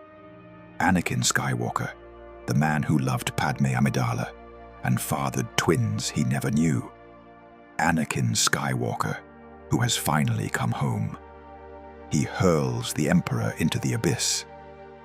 Palpatine's scream echoes through the throne room as he falls. The most powerful Sith Lord in 1,000 years, the architect of the Empire, the man who manipulated Anakin's entire life, dies in a heartbeat. His body strikes the reactor shaft and is consumed by the energy that powers the Death Star. The prophecy is fulfilled. The last Sith Lord is dead. Balance has been restored to the Force. But the price is high. Anakin collapses. His armor is smoking. His breathing is labored. The lightning that killed Palpatine has also killed him, just more slowly. He has minutes left, perhaps seconds. But they are the most important minutes of his life. Luke rushes to his father's side. He cradles the dying man in his arms, trying to drag him toward the shuttle bay, toward escape, toward survival. Luke, help me take this mask off. But you'll die. Nothing can stop that now. Just for once. Let me look on you with my own eyes. Luke's hands tremble as he reaches for the mask. He has never seen his father's face. He has never known what lies beneath the armor. For his entire life, Darth Vader has been a mask, a machine, a monster. But as the mask comes away, he sees a man. The face beneath is pale and scarred, aged far beyond its years by the suit that has sustained it and the darkness that has consumed it. But the eyes are clear. For the first time in 20 years, Anakin Skywalker's eyes are clear. Now, go, my son. Leave me. No, you're coming with me. I'll not leave you here. I've got to save you. You already have, Luke. You were right. You were right about me. Tell your sister. You were right. Luke feels tears streaming down his face. He wants to argue. He wants to fight. He wants to somehow save the father he has only just found. But he can feel it through the Force. Anakin Skywalker is dying. Nothing can stop that now. The only question is whether his death will mean something. Anakin Skywalker closes his eyes, and in the swirling currents of the Force, he is not alone. Revan is there, waiting for him. The ancient Sith Lord extends his hand, and Anakin takes it without hesitation. The hatred and resentment he might have felt, the fury at being manipulated across millennia, is gone. In its place is only gratitude. They stand in a place that is neither light nor dark, neither living nor dead. The Force itself surrounds them, vast and eternal, stretching outward into infinity. Anakin can feel it in a way he never could while he was alive. It is not just an energy field. It is everything. Every moment, every possibility, every destiny fulfilled and unfulfilled, across all of time and space. You were right. Anakin's voice echoes through the Force, carrying the weight of 4,000 years of purpose, finally completed. The prophecy was fulfilled. Balance has been restored. Revan smiles. It is the first time Anakin has seen him smile. The expression transforms his face, revealing the young man he was before the visions came, before the burden of destiny was placed on his shoulders. It was never about me, Anakin. It was always about you. I merely prepared the way. The choice, in the end, was yours alone. But I would never have had the chance to make it if not for you. That is true. Revan nods slowly. And for that, I am grateful. I have waited 4,000 years to see this moment, to know that my work was not in vain. You have given me peace, Chosen One. Peace I never thought I would find. They stand together in silence for a long moment. Behind them, other presences gather. Obi-Wan Kenobi, Anakin's mentor and brother. Yoda, the ancient master who doubted him until the end. Qui-Gon Jinn, the man who found him on Tatooine and set everything in motion. And Padme, his Padme, the woman he loved so desperately that he destroyed himself trying to save her. She smiles at him, and in that smile, Anakin finds the forgiveness he never dared to hope for. You came back to me, she whispers, just like you promised. I never stopped loving you, even when I was lost, even when I was a monster. Some part of me always remembered. I know. I always knew. They embrace, and the last wounds of Anakin's soul finally begin to heal. Revan watches them with something like envy. He never had what they have. He never allowed himself to love, not truly, not with the all-consuming passion that defined Anakin Skywalker. His life was service, sacrifice, the subordination of everything he was to a purpose greater than himself. But now, at the end of all things, he understands why the Force chose Anakin instead of him. The Chosen One needed to be someone who could love, someone who could fall because of love, and be redeemed because of love. Someone whose heart was strong enough to break and strong enough to heal. Revan could never have been that person, but he could create the conditions that allowed that person to exist. And that, in the end, is enough.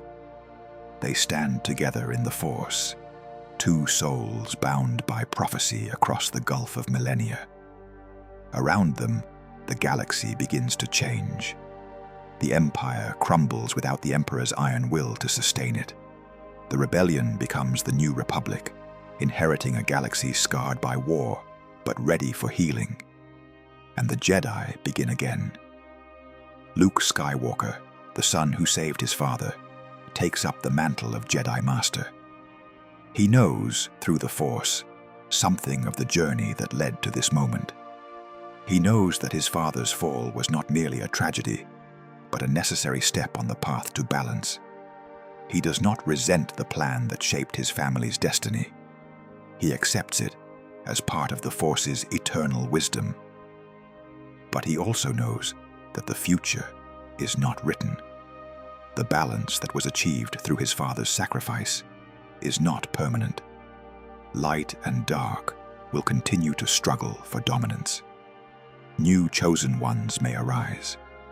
New architects may attempt to shape destiny across the centuries. The dance continues. In the forgotten corners of the unknown regions, in hidden temples and buried holocrons, Revan's legacy endures. The teachings he left behind speak not only of the chosen one, who has now fulfilled his destiny, but of other possibilities, other futures, other prophecies yet to be revealed. The Force is infinite. Its plans stretch beyond any single lifetime, any single prophecy, any single chosen one. Anakin Skywalker was merely one expression of its will. There will be others. There will always be others. And somewhere in the depths of the Force, Revan and Anakin stand together, watching as the future unfolds. They are at peace, their work complete, their destinies fulfilled. The 4,000-year journey that began with a vision on a warship has finally reached its end. But the Force is eternal, and its story is just beginning. Luke stands on a hill overlooking the celebration, watching the fireworks burst across the sky. The galaxy is free. The Empire is defeated. The father he never knew has been redeemed. But there is something else too, a presence in the Force that he cannot quite identify.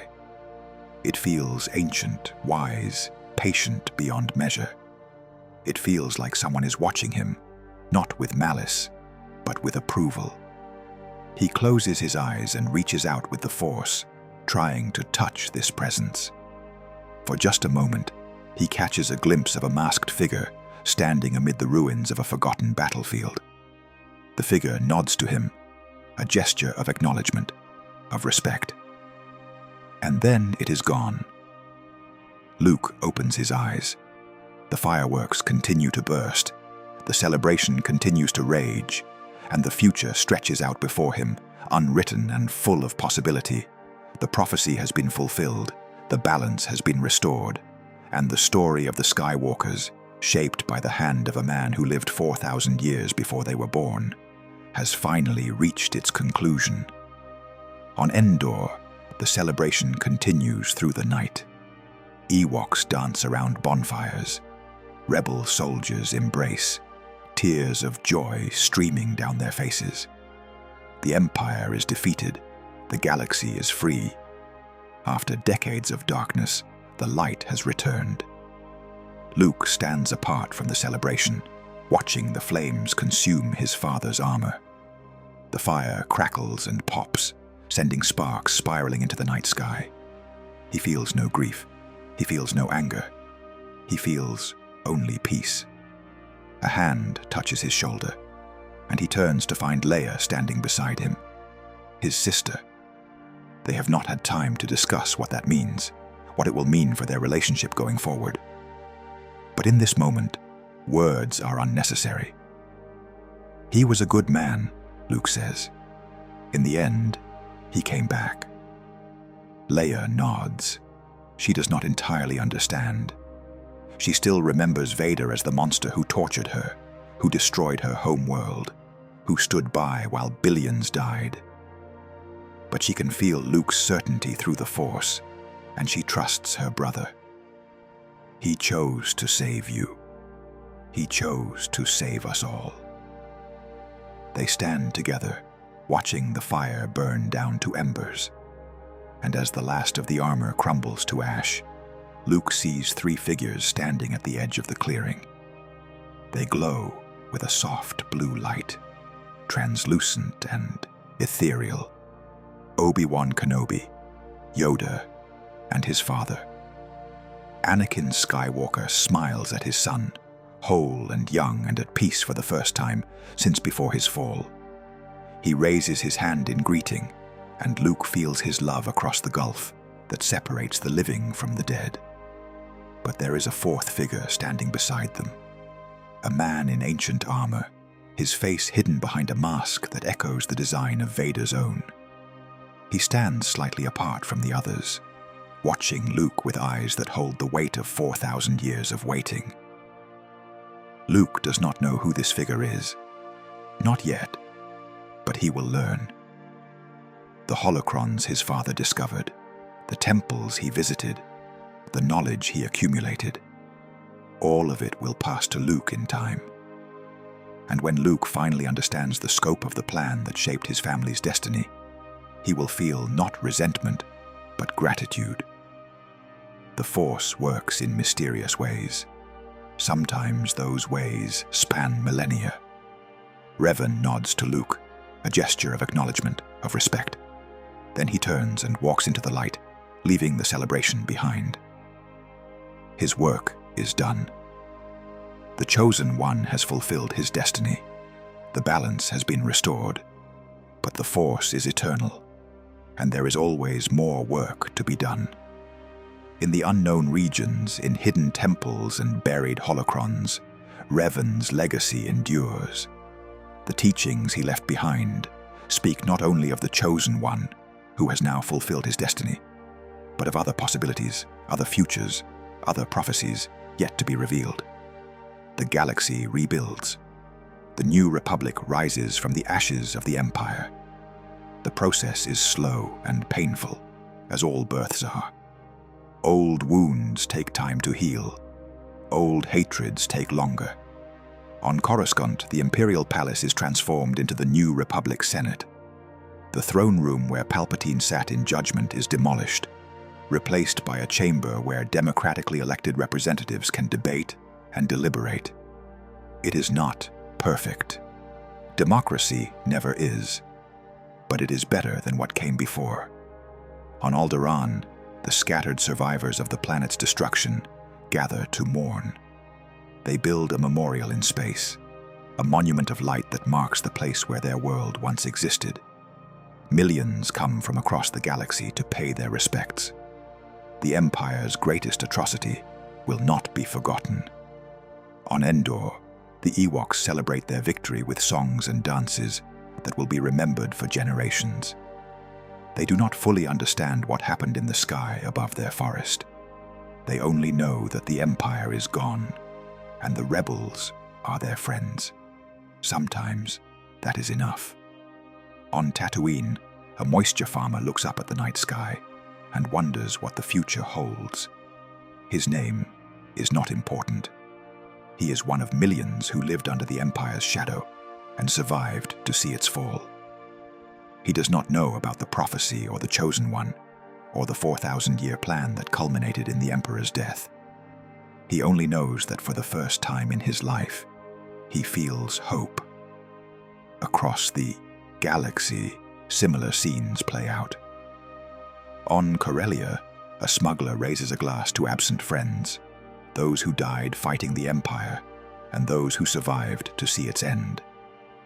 On Naboo, the people celebrate in the streets, remembering the queen who defied the Trade Federation and the monster who was once their hero. On Kashyyyk, the Wookiees howl their freedom to the stars, their chains finally broken after decades of slavery. The Empire does not die easily. Remnant forces cling to power in distant sectors. Warlords carve out petty kingdoms in the chaos. Old hatreds flare into violence as oppressed peoples turn on their former oppressors. The galaxy has been broken, and putting it back together will take generations. But for this one moment, on this one night, the galaxy celebrates. The Jedi Order begins again, with Luke Skywalker as its first new master. He is young, barely trained, still learning what it means to be a Jedi. But he has something that the old order never had: perspective. He knows that attachment is not weakness. He knows that love is not something to be suppressed. He knows that the Jedi's greatest failure was not their inability to defeat the Sith, but their inability to accept the complexity of the human heart. He will build something new, something better. The Jedi who follow him will not be monks isolated in a tower. They will be servants of the people, protectors who understand that compassion is their greatest weapon. It will take decades to rebuild what was lost, centuries perhaps, but Luke has time. The Force is with him, as it was with his father, as it was with Revan 4,000 years before. The Jedi Order begins again, with Luke Skywalker as its first new master. He knows, through the Force, something of the journey that led to this moment. He knows that his father's fall was not merely a tragedy, but a necessary step on the path to balance.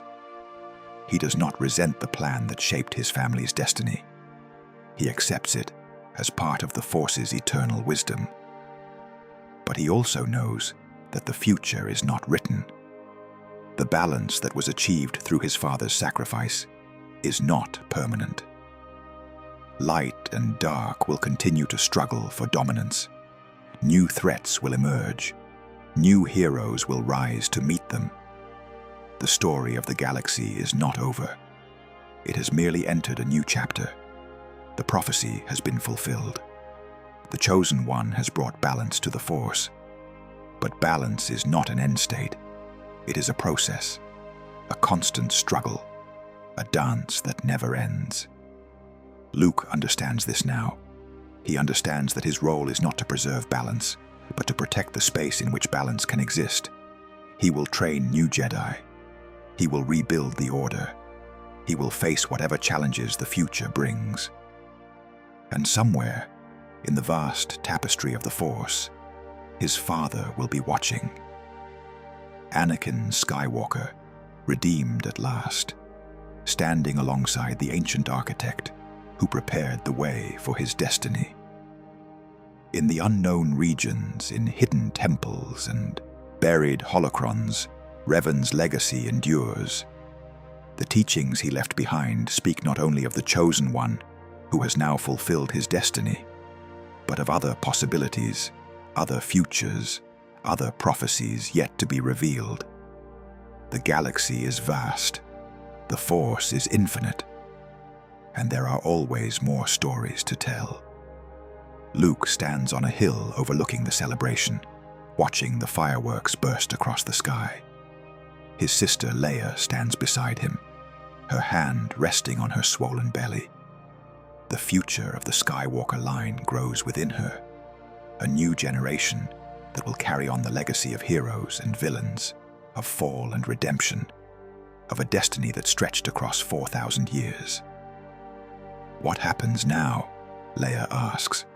Now we rebuild. We make sure their sacrifice meant something. We create a galaxy worthy of what they gave us. And the Jedi? Luke smiles. The Jedi will return, but different this time. Better. We've learned from our mistakes, from our father's mistakes, from all the mistakes that led to this moment. He looks up at the sky, and for just a moment, he sees them. Not ghosts exactly, but presences. His father, young and whole, free from the armor that imprisoned him for so long. His mentors, Obi-Wan and Yoda, smiling with pride. And behind them, barely visible, a figure in ancient armor, watching over them all.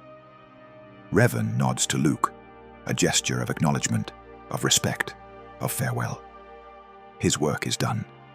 The prophecy has been fulfilled. The balance has been restored. But the Force is eternal, and there is always more work to be done. Somewhere in the vast tapestry of time and space, new prophecies are being born. New chosen ones are waiting to emerge. New architects are preparing to shape the galaxy according to their visions. The dance between light and dark, between destiny and choice, between the will of the Force and the freedom of those who wield it, continues forever. And at the center of it all, watching over everything with eyes that have seen millennia pass like days, Revan waits. His work with Anakin is complete, but the Force has other plans for him. Other chosen ones to guide, other prophecies to fulfill. He is patient. He has been patient for 4,000 years. He can be patient for 4,000 more. The galaxy turns, the stars wheel in their eternal courses, and the Force flows through everything, binding it all together in a pattern too vast and too beautiful for any mortal mind to comprehend. This is the legacy of Revan and Anakin Skywalker. Two souls, separated by millennia, bound together by prophecy and the will of the Force. One who saw the future and chose to shape it across 4,000 years of patient planning. One who lived the future and chose to redeem it through a single moment of sacrifice and love. Together, they changed the galaxy. Together, they brought balance to the Force. And together, they will watch over the generations to come, ensuring that their sacrifice was not in vain. The boy from Tatooine who became a monster, who became a savior, has completed his journey at last. The ancient Sith Lord who built an empire of patience across 4,000 years has finally seen his vision fulfilled. And the galaxy they shaped together, the future they created through sacrifice and suffering and love, stretches out before them, full of possibility and hope and the promise of a better tomorrow. This is the way of the Force. This has always been the way of the Force. And this will always be the way of the Force. From now until the end of time itself, and perhaps even beyond that, into eternity. That's our theory. The Star Wars universe is a galaxy filled with exciting stories and incredible possibilities, and we absolutely love exploring them with you, our amazing and dedicated community of fans.